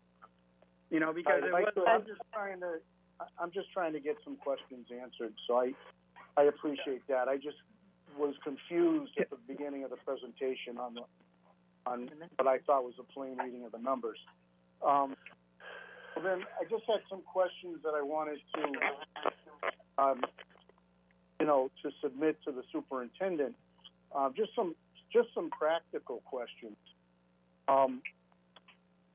Has there been any thought given to having classrooms outside, similar to what they're doing with restaurants? Is that an avenue that might assist us going forward? I think if we go into what I'm predicting is a hybrid model, so we have classes and, like phys ed, if we can get outside so students can spread out, we will do that. If they have to stay in their classroom all day, it will be up to the classroom teachers to provide outdoor breaks. So we want to try to keep groups when they're in school together, and so we have some areas that we can work, but everything, is weather permitting, correct? So to try and plan that. But like Fallbrook Elementary, there's quite a few outdoor learning spaces, very conducive. Most of the schools are willing to try anything right now. We just want to open our doors. Okay. That was my next question. Do you have any idea as to the percentage or likelihood of a delay in the school's opening? Is that something that's been talked about, or that's what's discussed? supposed to come out this week?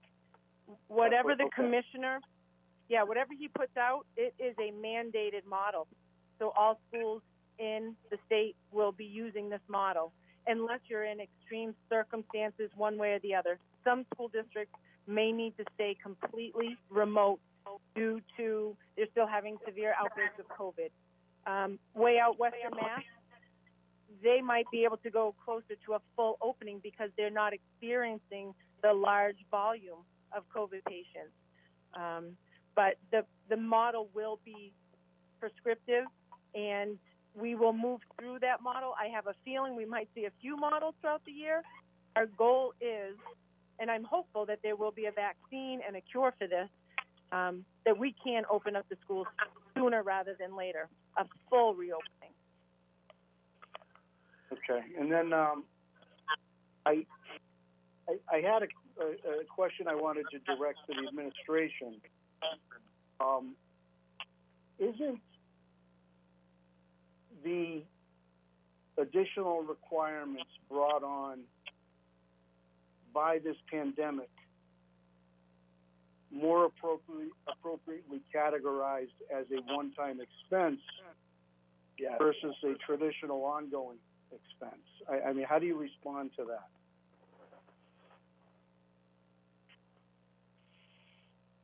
Are you asking the school department side or the city side? I was asking that for the city administration. Thank you. The COVID Act is going to provide a lot of that one-time money if they choose to use it. So cleaning supplies, PPEs, et cetera. So that is the one-time funding they can use. And they have some discretion. I think the superintendent would be helpful to supply the city council with what the acceptable uses are that are approved. There's $1.2 million that the superintendent can use. And I think it would just be helpful if the city council could see what uses, how you could, what are the approved areas that you could use the fund, the $1.2 million for. Oh, that's easy enough. Okay, so that's information you can provide us in short order. Oh, yes.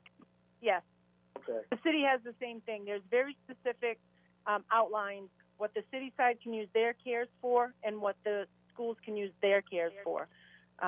So we're just trying to figure out, we need to divide it three ways at this point to cover a gamut of issues. We just need to make sure we're making responsible decisions. Okay, I don't have any other questions. I would just say that I appreciate all the hard work by everybody. It's very frustrating. It's very scary, and we're all going to have to work together. We're all going to have to work very hard, and I think you will see that commitment, as the President said, as Councilor Frieda said. I think you will see that commitment from this council. And again, I just want to thank everybody. Thank you, John. Okay, thank you very much, Councilor Dombrowski. Moving on to Councilor Califo Zephyr.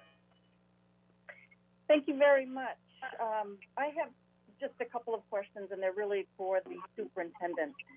So, Superintendent Deacon, do you expect, are you fairly confident that the Commissioner of Education will release the mandatory guidelines for reopening this week? Okay, that's a $1 million question right there. Okay. So we have really struggled with how slow information is coming out. I understand, but it's very frustrating when there's so much going on, and waiting for the department to just approve simple things it's been very difficult. So he did say last Friday we would have the initial plan this week. I have not received notification of a meeting yet, and here it is Wednesday evening. But we tend to have these meetings with him on Friday. So hopefully we have word tomorrow, because there's nobody more than me that wants to get this information out. We're just sitting, doing, and trying to create plans on top of plans and layers with little to no information. Okay, my second question has to do with the staffing and more specifics we talked about earlier. So will you be able to provide to the City Council a specific staffing plan and budget that is in sync with the mayor's budget? I want to know specifically, when the school department, what the impact is going to be specifically on staff and programs, utilizing the budget numbers that the mayor provided to the City Council. Yes, we have that, so we can get that to you as soon as possible. Okay, that's what I would love. Thank you very much. Third question is just a quick one. So the 1,500 Chromebooks that you were talking about, what kind of cost are we looking at? 1,500. So 1,500 right now with all the insurance plans, which covers the Chromebooks for a good 5 years. So students would have them for the length of that period. Probably $500,000. 500,000. Okay. All right, that's it for now. And you know what? And before I do give up my time, I really do want to. I know how hard everybody has been working, and to reiterate or build on a little bit of what other folks have said. The City Council absolutely. Well, I'm going to talk about for myself. I am absolutely committed to working with the city and the school department to make sure that we do the best by our students that we can possibly do. Minimum education, adequate education, that's not our objective. Our objective is to provide the kids and the students in Leominster and the taxpayers and the parents, a quality education, one that they're paying for. So we will all work together very, very hard and to make the best of what is certainly a challenging problem. But we'll get through it. Thank you. That's all we can do. That's right. Thank you. Thank you. Thank you, Councilor Shalfo-Zephyr. Councilor Feckley. Okay, thank you. Superintendent, thank you for coming this evening, and your representatives as well. One of the things that you said earlier really resonated with me. You said that the world is not typical. And what we're doing here, looking at this budget and trying to determine whether it's a good budget or it's going to give you what you need, or if it's too much, it's not typical. So it's very, very difficult to have these conversations because everything right now is speculative. We don't even know when the schools are going to open, how they're going to open, what they're going to look like. Hopefully, you will get that information by the end of the week. So, but I do want to echo what Councilor Shalfo-Zephyr said.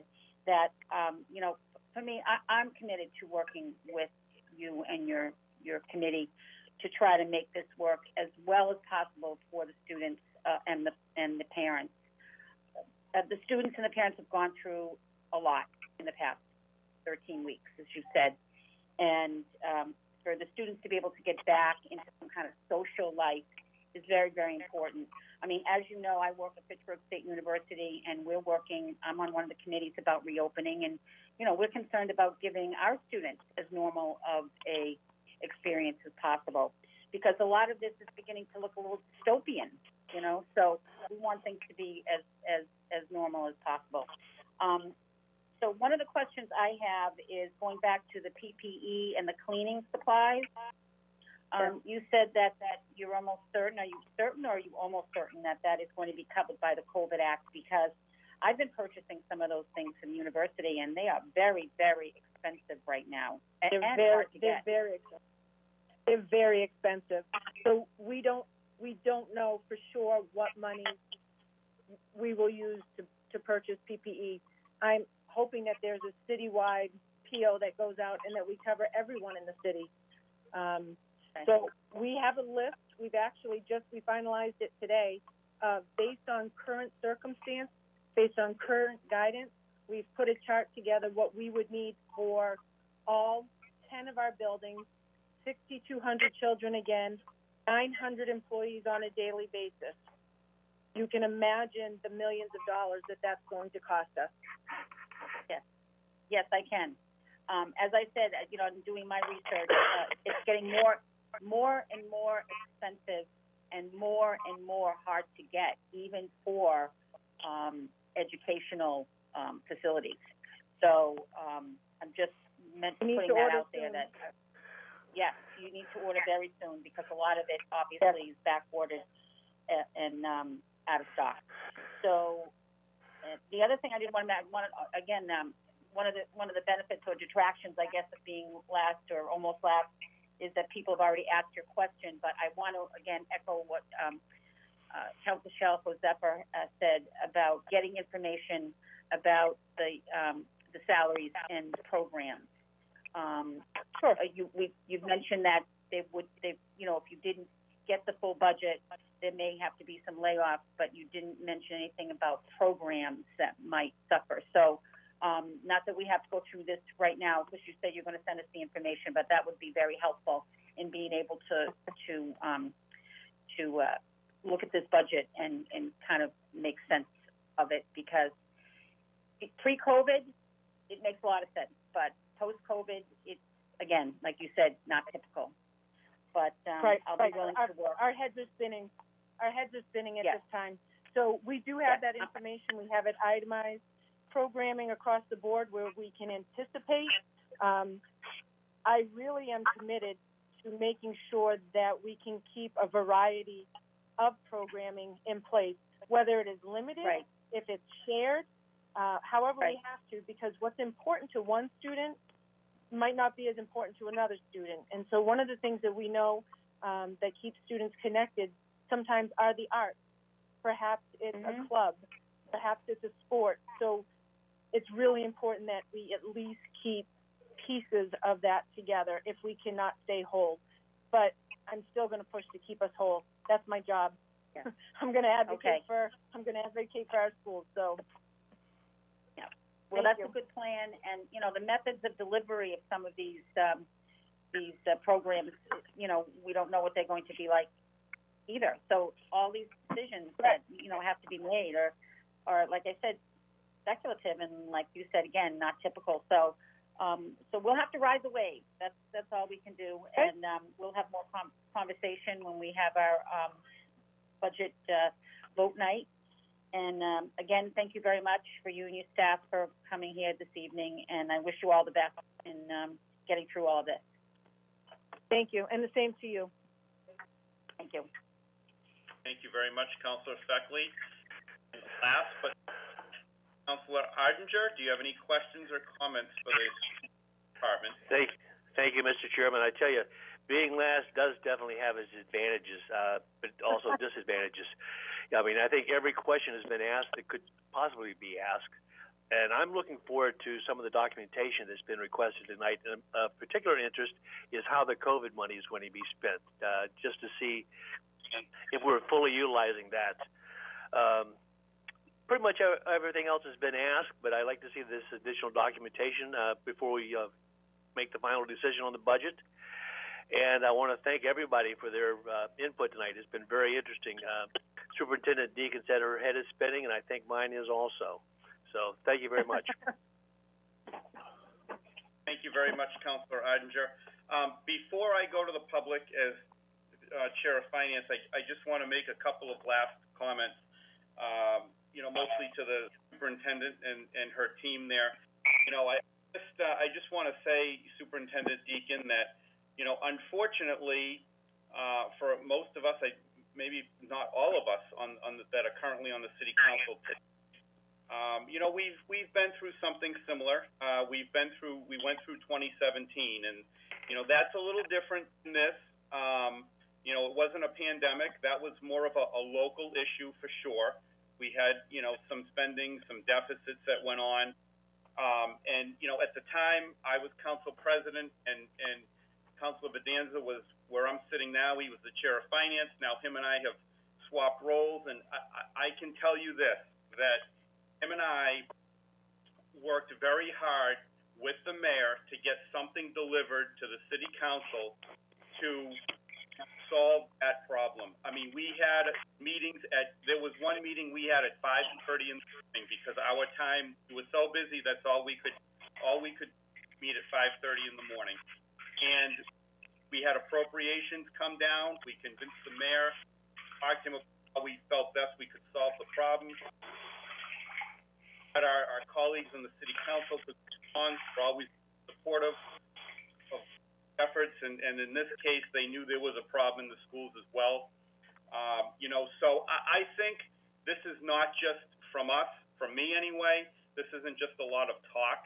We've been through this before. I think my past actions can speak for my commitment as to what I'm going to do as the chair of finance in working in conjunction with the president of the city council and the mayor, that anything we can do to get this situation as best of an outcome for the city of Leominster as possible is what we're committed to doing.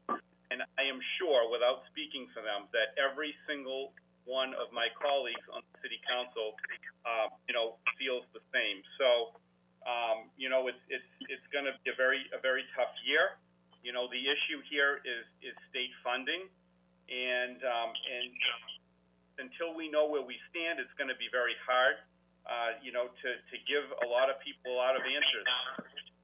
Some of the people that you've had to give a pink slip to, of course I've heard from them. So a lot of those people, they're our friends, they're our neighbors. I've sat at dinner tables with some of those people. I've spent holidays and fun times with some of those people. And, you know, it's not easy for any of us. But, you know, I think as a community, you know, at the end of the day, 1 year from right now, for example, we are all going to be able to say that whatever happened to the city of Leominster in fiscal year 2021, we did everything we could do to make this situation have the best possible outcome that the city could have. I firmly believe that we are going to be able to say that 1 year from right now. I can't stress enough that I will be up at all hours of the day and the night and the morning and the evening and the afternoon doing whatever I have to do as a leader of this community to make sure that funding is adequate or as best it can be across all departments of the city of Leominster. Everybody's suffering right now. I mean, we have public safety that have to go into, you know, all these situations with, you know, extra gear on, and people that are sick with a virus that is, you know, we all know about it. We all hear about it. So with that being said, I did promise our state senator and our state representative that before I go to the public, since this is a problem that we need to deal with in Boston, and their success in Boston for funding is going to be our success here in the city of Leominster, I would offer them some time to speak on where the state stands currently, you know, with the budget situation. And if Natalie Higgins is on, I'll certainly give you the floor and let. Councilor Cormier, I am here. Sure, there's a little background noise. Once the clerk identifies her phone, she can mute the rest of the background. Madam Clerk, it ends in 3772. Thank you very much. I have her. I'll mute everyone else.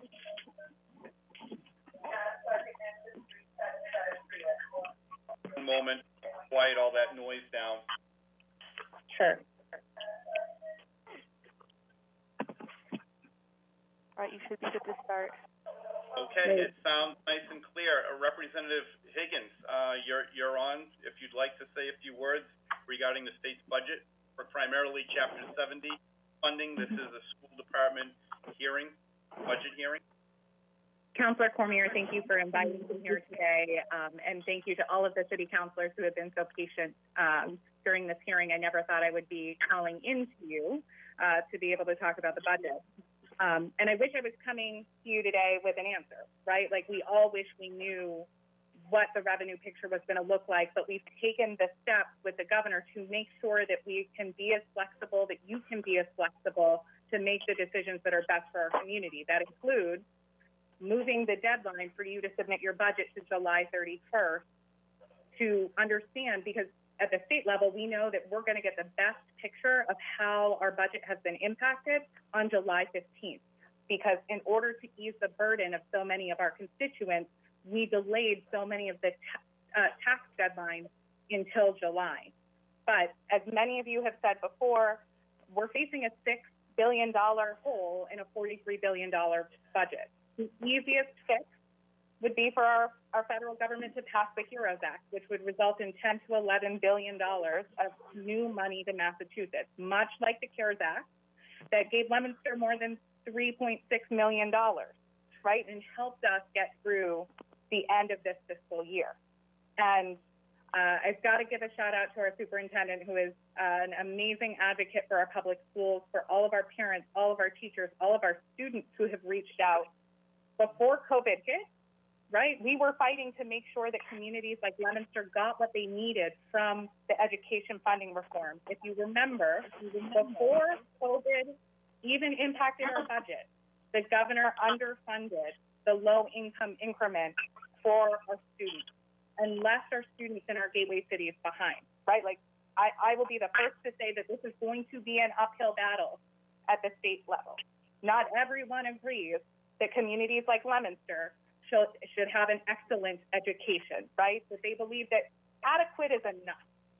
And as a product of the Leominster public school system, as the first person in my family to be able to go to college thanks to the Leominster public school system, which set me up so that I was ready, I worry every single day about what our students are facing, the trauma that they have experienced, and what we need to do to be able to support them. And I can say I'm looking forward to working with you all. I'm looking forward to working with the mayor, with our school committee, because we cannot cut our way out of this crisis, right? We cannot, with unemployment at the rate it is, I am worried about the impact of our economy if we continue to lose jobs locally. And I'm going to do everything that I can at the state level to make sure that local aid and that Chapter 70 is adequately funded and that we don't see cuts to it. But as I've said to some of you who have reached out, this is going to be difficult, right? These are going to be tough conversations. We're going to be taking some money out of our rainy day fund. We're going to be looking at new taxes and how to do them in the most fair way possible, because not everyone has been hurt by the coronavirus. There are a lot of industries who have made a whole lot of money off of this, and we need to make sure that all of us have what we need to come out of this stronger. And I have all the confidence that we together as Leominster will be able to take on this challenge. And so looking forward, please continue to reach out to Senator Tran and I with questions, concerns. We're here to help you through all of this and to keep you up to date with what's happening at the state level.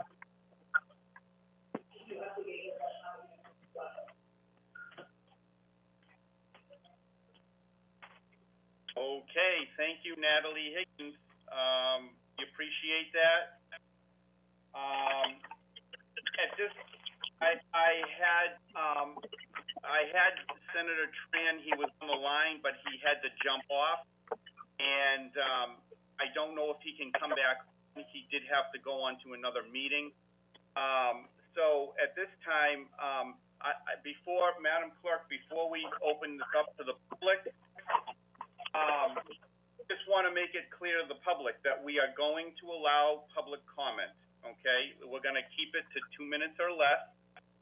It is going to have to be reasonable, and you can share your thoughts and your opinions with us. We will not be responding. We will be listening to your opinions that that you are expressing to us. I'm going to ask every member of the public, because the lines all have to be open in a moment, so that we can have the input from everybody. I'm going to ask that everybody be as quiet as possible in the background until a speaker comes forward. And once someone starts speaking, if we have to, we can mute the other lines so it's clear. But we're going to do the best we can. Unfortunately, given the circumstances, this is how we have to operate. It's a little bit more different than if we were in person. But it's no different than if we were in the city council chambers, we're having a public meeting, and we need everybody as quiet as possible in the background and making respectful comments. So, Madam Clerk, if you could, can you open up all of the lines of everybody who's on the call? There you go. Anybody public? Yes, I'd like. Please state your name and address for the record. Yes, my name is Cindy. I live at 95 Smith Street. Just one moment. Madam Clerk, if you identify her line. Yes, it's Carrie Noseworthy from 95 Smith Street. Let me repeat some of the louder lines. Oh, great. Yes, thank you so much for your time. I wanted to speak to personalize this a little bit because my son just graduated. Could you please, I apologize, can you please once again state your name and address for the record? Yes, my name is Carrie Noseworthy at 95 Smith Street. Thank you very much. You may go ahead. You have 2 minutes. Thank you. So just to personalize this a bit, my son Connor just graduated 8th grade from Skyview, and he has an IEP meeting tomorrow for his transition to high school. And honestly, after hearing everything tonight, in addition to what I had already heard, I'm feeling very, very uncertain. Each school, let's set COVID aside, each year, Leominster just funds at or above net school spending. This is something that's on the DESE website that we've talked about for forever and a day. I was a huge advocate during 2017 and a huge organizer of helping everybody get to the point that we got to. I really hope as we move forward, because COVID could be a year, it could be 2 years, that when as a taxpayer and as a parent, when I'm listening to elected officials, that even when people are disagreeing, people can be talked to and talk to each other in a respectful manner, because we parents are scared. And the last thing we need to hear is people bickering with each other. You can disagree, but it would just be really nice to sort of listen and hear elected officials, whether they disagree or not, talking to each other respectfully. I really hope we can get to a point after COVID, like our superintendent said, of prioritizing education in this community, because I've been advocating for special education for my son since he was 3, and every year is a fight, and every year I have to advocate. So to me, I'm just adding COVID to it, but it's the same. At the end of the day, in 5 years, my kid will be 19, so it doesn't matter what the stabilization fund is at. I understand that the law says we don't have to give the kids the best, but we need to prioritize education in this community. And to hear people saying things like, we're going to raise taxes, we're going to do stuff, all the burdens. What we would like to hear as a community is collaborative problem solving and everybody working together, not scare tactics about how much education is going to destroy people's income. That's what we want to hear. Thank you for your time. Thank you very much, Ms. Noseworthy. Once again, would anybody in the public like to speak regarding the school department's budget? Please state your name and address. Sue Kohler. Okay, hold on one moment, Sue. Madam Clerk, if you identify the name. I have been here. Okay, hold on, Sue. We'll get down in the background for you, and then you can state your name and address. Okay. All right, should be good to go. Okay. State your name and address for the record. Suzanne Kohler, 541 Miriam Avenue. First of all, I want to thank you all for celebrating tonight or listening.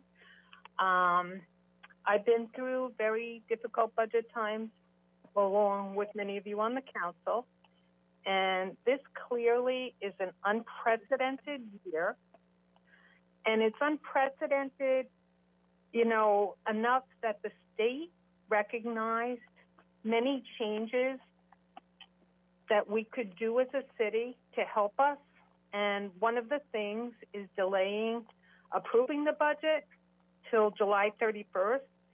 And the reason I would recommend it is because I think so many of the unknowns that we're all talking about tonight, we should have more knowns by the time, if we wait a little before we vote on it.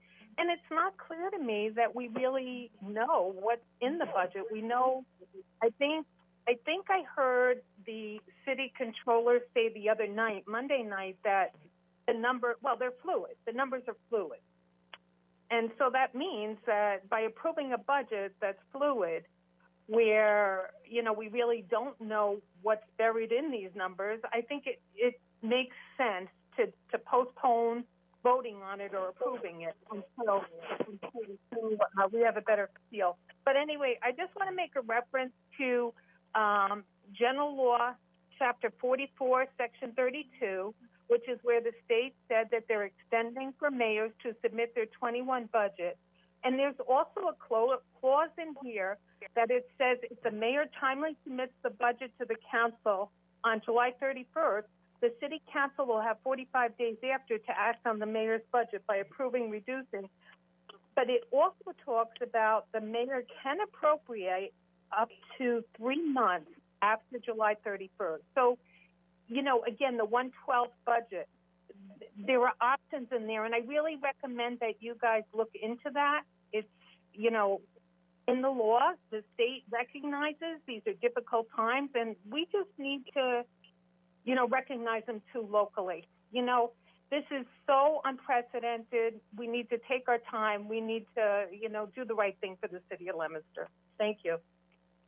Thank you very much, Sue. Once again, would anybody in the public like to speak regarding the school department's budget? Please state your name and address for the record.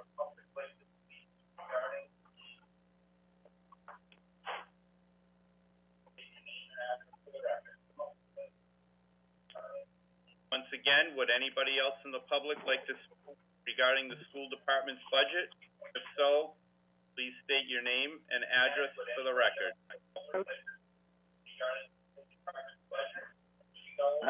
Peter Higas.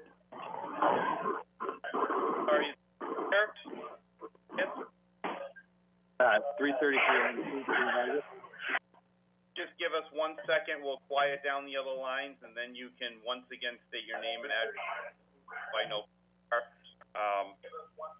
Wasn't clear. Peter, could you speak one more time for me, please? Yeah, this is Peter Higas. Okay, perfect. I think I got you. Okay. I think you're all set, Peter.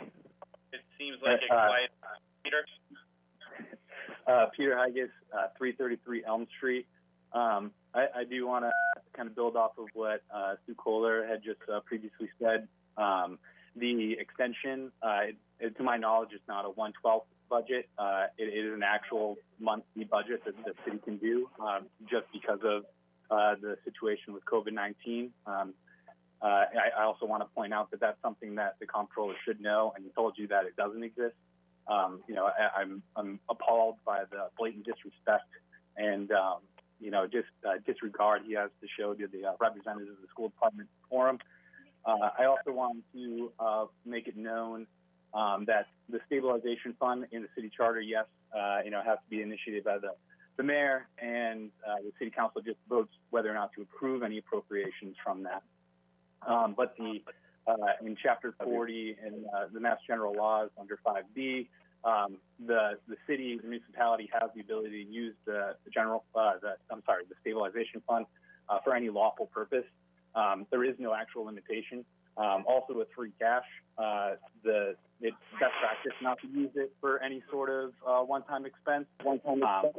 But after the modern monetization of stabilization funds. They actually address free cash in there and say that if cities want to use it, they suggest doing a small percentage. I'm not advocating for that. I'm just laying out options that actually do exist that we're told time and time again don't exist. And as solutions for the current problem, one of the things I would suggest is looking at the over $6 million that we're putting into the pension fund as we're aggressively now approaching whatever the new number is, 110% or 120%. If the city council wants to cut that line and then not allow any appropriations to go forward unless the city wants to put that towards the school department. Obviously, that's drastic, but it's one thing that's out there. And just one more thing. I know time's going short here. I mean, the back and forth over the health insurance, the city numbers for the costs, it comes from them. Most of that information is from the city side, which is why the school department has to fumble around to find a lot of that information because they have to request it from the city. Just the fact that the salary and wages line does not go up at all when there are known contractual obligations, that alone should give you a hint that it's an underfunded budget. But that's all. I thank you for the time. Thank you very much, Peter. For anybody else in the public that would like to speak regarding the school department's budget, please state your name and address for the record. The school department's budget. Please state your name and address for the record. Richard was just wonderful. Anybody else like to speak regarding the school department's budget? Please an address record. Anybody else like to speak regarding the Ronnie Hall. Go ahead. Committee. Ward 2. Second, Ron, let her quiet down the lines, and then you can speak. If you can, Madam Clerk, let us know if you need to identify his line. I think I have him. He should be all set. Okay, go ahead. Go ahead, Ronnie. State your name, address. All right, my name is Ronnie Hall. I'm on Leominster School Committee, and I represent Ward 2A, B, and C. And I just want to speak about the budget. I went to a seminar conference 4 days ago.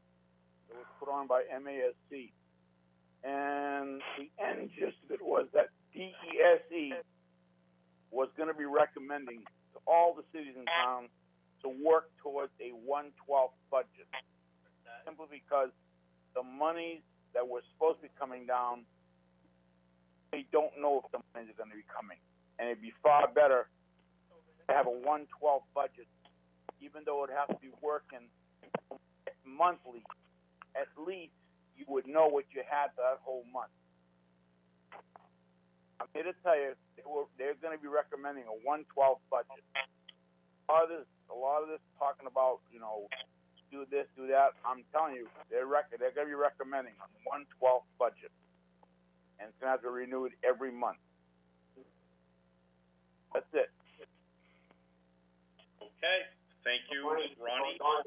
Is there anybody else that would like to speak regarding the school department's budget? I would like to speak.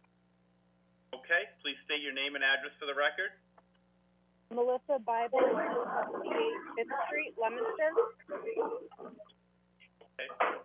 Melissa, will you talk one more time? One second, Melissa. Identify your line and... Can you try one more time, Melissa? Sorry. Melissa Bible, 178 5th Street, Leominster. I got her. She's all set. Thank you, Melissa. Go ahead. Not a problem. So I'm going to speak as a parent in this role and say that I am absolutely heartbroken that on March 13th, my kids left school thinking it was for 2 days, and then 2 weeks, and then 6 weeks, to find out today that staff they said goodbye to for a weekend are losing their teachers, their one-to-one aides that have helped them with toiletry for some of our kids, that develop personal relationships, that they said goodbye to them through a waving parade over the last week, and they may not see them again. This is staff who stood outside today begging to be able to keep their jobs, taking care of kids, not just for 1 year, for 3 years, 5 years, 7 years. This is tenured staff that we're losing. This is Leominster residents who are taxpayers. And we have to do better. I'm glad to hear that the city council is behind doing the best they can, but the best you guys can over years has been just over minimum net school spending. And that's why we're in a much different starting point than other communities that have been well funded, have had regular access, one-to-one technology, and have had their kids in a better starting point than we've been able to do. You have to do better. Thank you. Earl. Thank you very much, Melissa. Would anybody else like to speak regarding the school department's budget? Yes, I would like to speak. It's Eileen Griffin. Okay, and your address, please, for the record? 135 Highland Ave. Okay, thank you very much. Go ahead. Sure. Everybody spoke so eloquently already, but I just want to reiterate that the most important thing we can do is to keep teachers in front of the classroom, whatever that classroom looks like for our students. And, you know, we're in a position where we have to send out pink slips. We're obviously hopeful that maybe we can hire people back. We would love to hire everyone back. But this is unprecedented times, as Sue had mentioned. No one's gone through a pandemic before. We need Chromebooks for every single student. It's not good enough to have one Chromebook for a family with 3 kids. They can't all be on the Chromebook doing their assignments at the same time. I'm very worried about parents who need to get back to work and our ability to have children someplace safely during the day, whether, you know, it used to be school. There's cuts in daycare and everything else. So remote learning is still going to be a real challenge for a lot of our families. So we need to pull together as a community to figure this out and to support each other and to be able to, you know, at a time when classrooms might have very limited capacity, we need more teachers, not less teachers. So it's going to be a balancing act for everyone, and we have to really work together. I commend the superintendent and her administration and the staff and the parents of our community who've put so much effort into the last few months of a new way of life for a school system.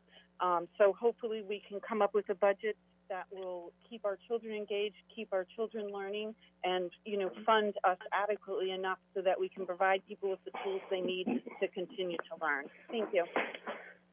Thank you very much, Eileen. Would anybody else like to speak regarding the school department? I think I heard. Yeah, state your name and address for the record. This is Isabella Lara, 12 Torrey Circle in Leominster. Public speaking now. Go ahead. Known almost every person. So I just want to add a few things to the conversation. I echo all of the sentiments of my fellow school committee members. And I just want to reiterate what the state representative has laid out for all of you. We know that the federal government would play a huge role in helping us solve all of these issues if the HEROES Act is passed. That is likely not going to happen as it's being held up in the Senate, and I don't want to get into federal politics. Next, easiest to help us out of this situation would be the state. And the state is likely looking at a 1/12 budget, and we don't know what Chapter 70 funds are going to look like, and that is fine. But what needs to happen is for the city to step up and prove that education is valued in this community. There are communities that are other gateway cities like Haverhill who are using their stabilization funds to ease the gap that is being implemented by the loss of Chapter 70 funding.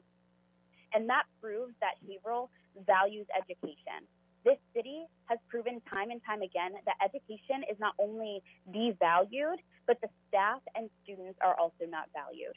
And I am incredibly disheartened by the disrespect that was shown here this evening by some city council members to the school department. And so I just want to continue to advocate here that we need your help. And I want the community to come together because not only is education important, but the students' futures are what lies at stake here. Thank you. Thank you, Mrs. Bell. I believe Dean Tran, our state senator, is back line. If he's here and would like to speak regarding where we stand from his point of view in the Senate, Senator Tran, you have the floor if you're on. State your name and address. Councilor? Thank you. Yes. Thank you, Councilor. Good evening, everyone. First of all, I would like to apologize for Monday. I called in and I was unable to unmute myself, and I was on earlier as well, and I had to sign off to be on another Zoom call, but now I'm back. First of all, I'd like to give an update on where we are in terms of our budgetary matters. By this time last year, the Senate and House budgets will be in a conference committee for reconciliation. But unfortunately this year, as you know, with COVID-19, there's no budget yet, neither on the Senate or on the House side. On the Senate side, what we're waiting for are two factors. One is, the first one is tax revenue numbers. This has been hampered by as you know, the stay-at-home advisory, and also moving the tax filing date to July 15th. And the second factor is that we're still waiting for guidelines from the federal government on how we can allocate the $2.3 billion from the CARES Act. One of the things that we've been talking about is that we're looking to allocate as much of this money offset the loss in tax revenue. And then from there, we can also talk about how much we can use from the stabilization fund as part of trying to offset the loss of tax revenue as well. In the meantime, what we're doing is on the Senate side, working with the chair of the Ways and Means, we're working with various organizations to forecast the tax revenue, as well as using historical data from 2009 and 2010 recession for context. Many of you remember back in 2009 and 2010, local aid was reduced by 28.8%. That's humongous. And if you look at 2009 and 2010 recession, it wasn't as bad as what we're going through right now. So just keep that in mind. And also, back then, we also reduced things like special education circuit breaker by 42.1%. I know I've been talking to a lot of my communities, my district. I've been telling them that when they are working on their budget, many of them are looking at 1/12 budget. And when they're crafting that 1/12 budget, try to be as conservative as possible, because right now we don't know what the timeline is in terms of the state being able to craft a budget. One of the things that we're looking at is three ways. One is three budgets. The first budget is to address and close out 2020. The second budget would bring us through this year, and then the third budget would help us close out 2021. So that's one of the things that we're looking at in terms of crafting the budget, the 2021 budget. And that's pretty much all I have, because I know what some of the things that Representative Higgins has said is very true, because right now I wish we can tell you more. I wish we can give you the data to work with, but we don't even have those data ourselves to work with. Okay.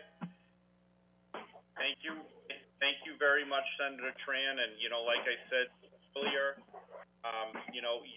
your success, as well as Representative Natalie Higgins, you are our Boston, and your success in Boston matter will certainly be our success back in the future. So we appreciate your time and anything that you can do, or anything that you can do for us, and if there's anything we can do for you, then you know where we are. I appreciate it very much. Thank you, Councilor. Just one thing that I would like to add is education is a priority for both of us. And be assured that we will do everything we can to make sure that we are able to fund your budget and try to reduce the amount of layoffs as much as possible. Thank you very, very much, Senator Thank Tran.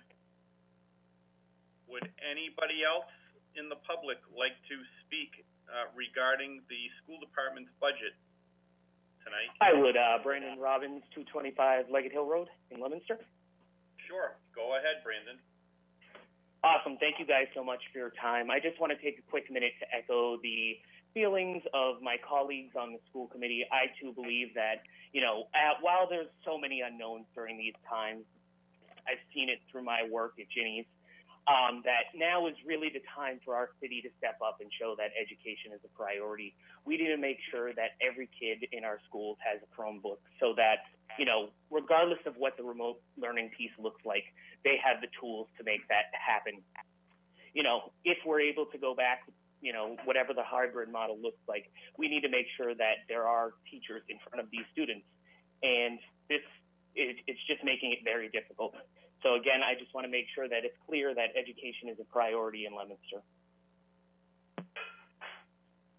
Thank you very much, Brandon. Is there anybody else in the public that would like to speak tonight regarding the school department's proposed budget?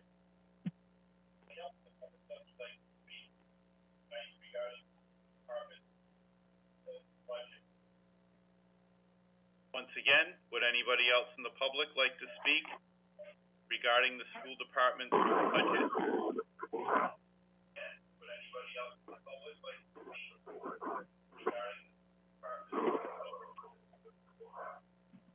budget? And for the third and final time, anybody else in the public like to speak regarding proposed school department budget?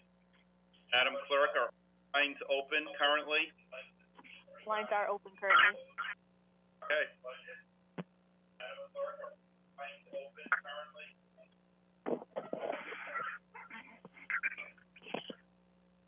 Well, I am hearing none. I just want to remind the public that there will be a public hearing regarding the budget as a whole at 6:53 p.m. on June 22nd. So if anybody has any additional thoughts or comments, that will be the time to express those to the City Council. At this time, hearing that nobody else wants to speak, I'm going to close the public portion section of this of our business tonight, and I guess I'm going to pull it back into the City Council.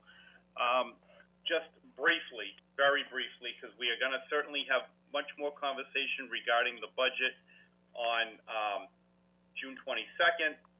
Does anybody else have any other thoughts or comments? I'll start with my Finance Committee first. Councilor Cormier. Sorry, I had to unmute myself. No, I have no other further comments. I think we've got a lot of questions answered tonight, but I think there's still some that are out there, and I'm hoping we get that information as soon as possible so we have enough time to go through it and look and review everything before Monday. Okay, thank you very much, Councilor Angelini. One last time, any other last words or comments this evening? Thank you, Mr. Chairman. I look forward to reviewing the information that the council requested this evening, and hopefully we get some hard data from the state soon. Thank you. That's it. Thank you. Anybody else from the council in general?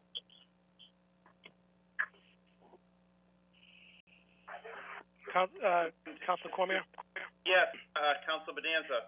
Yeah, I just want to reiterate that this obviously is a moving target.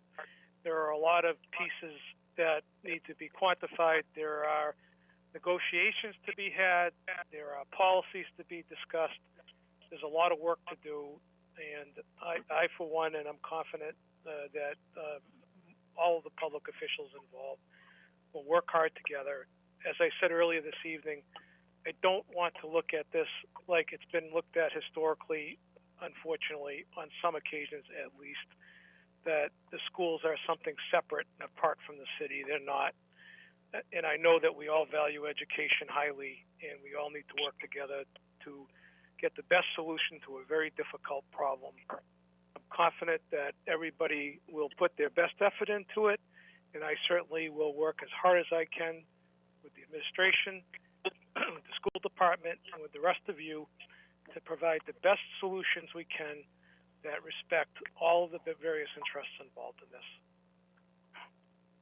Thank you very much, Councilor Bonanza. Superintendent Deacon, any last final comment or thought before we close out tonight?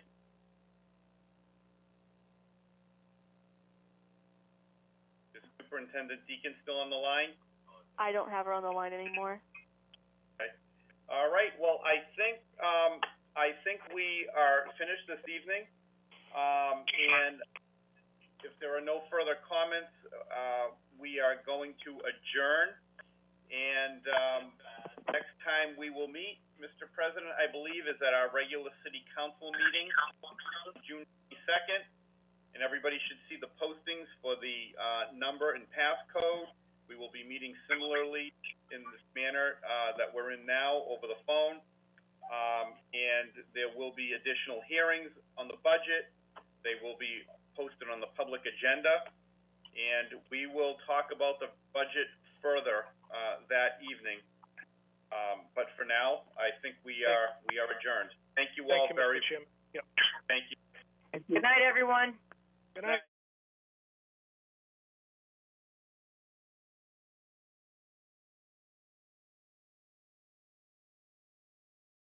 Program is sponsored by Medical Arts Hearing Instruments, 52 West Street in Leominster, locally and authentically providing better hearing and quality of life since 1978. www.donot shout.com.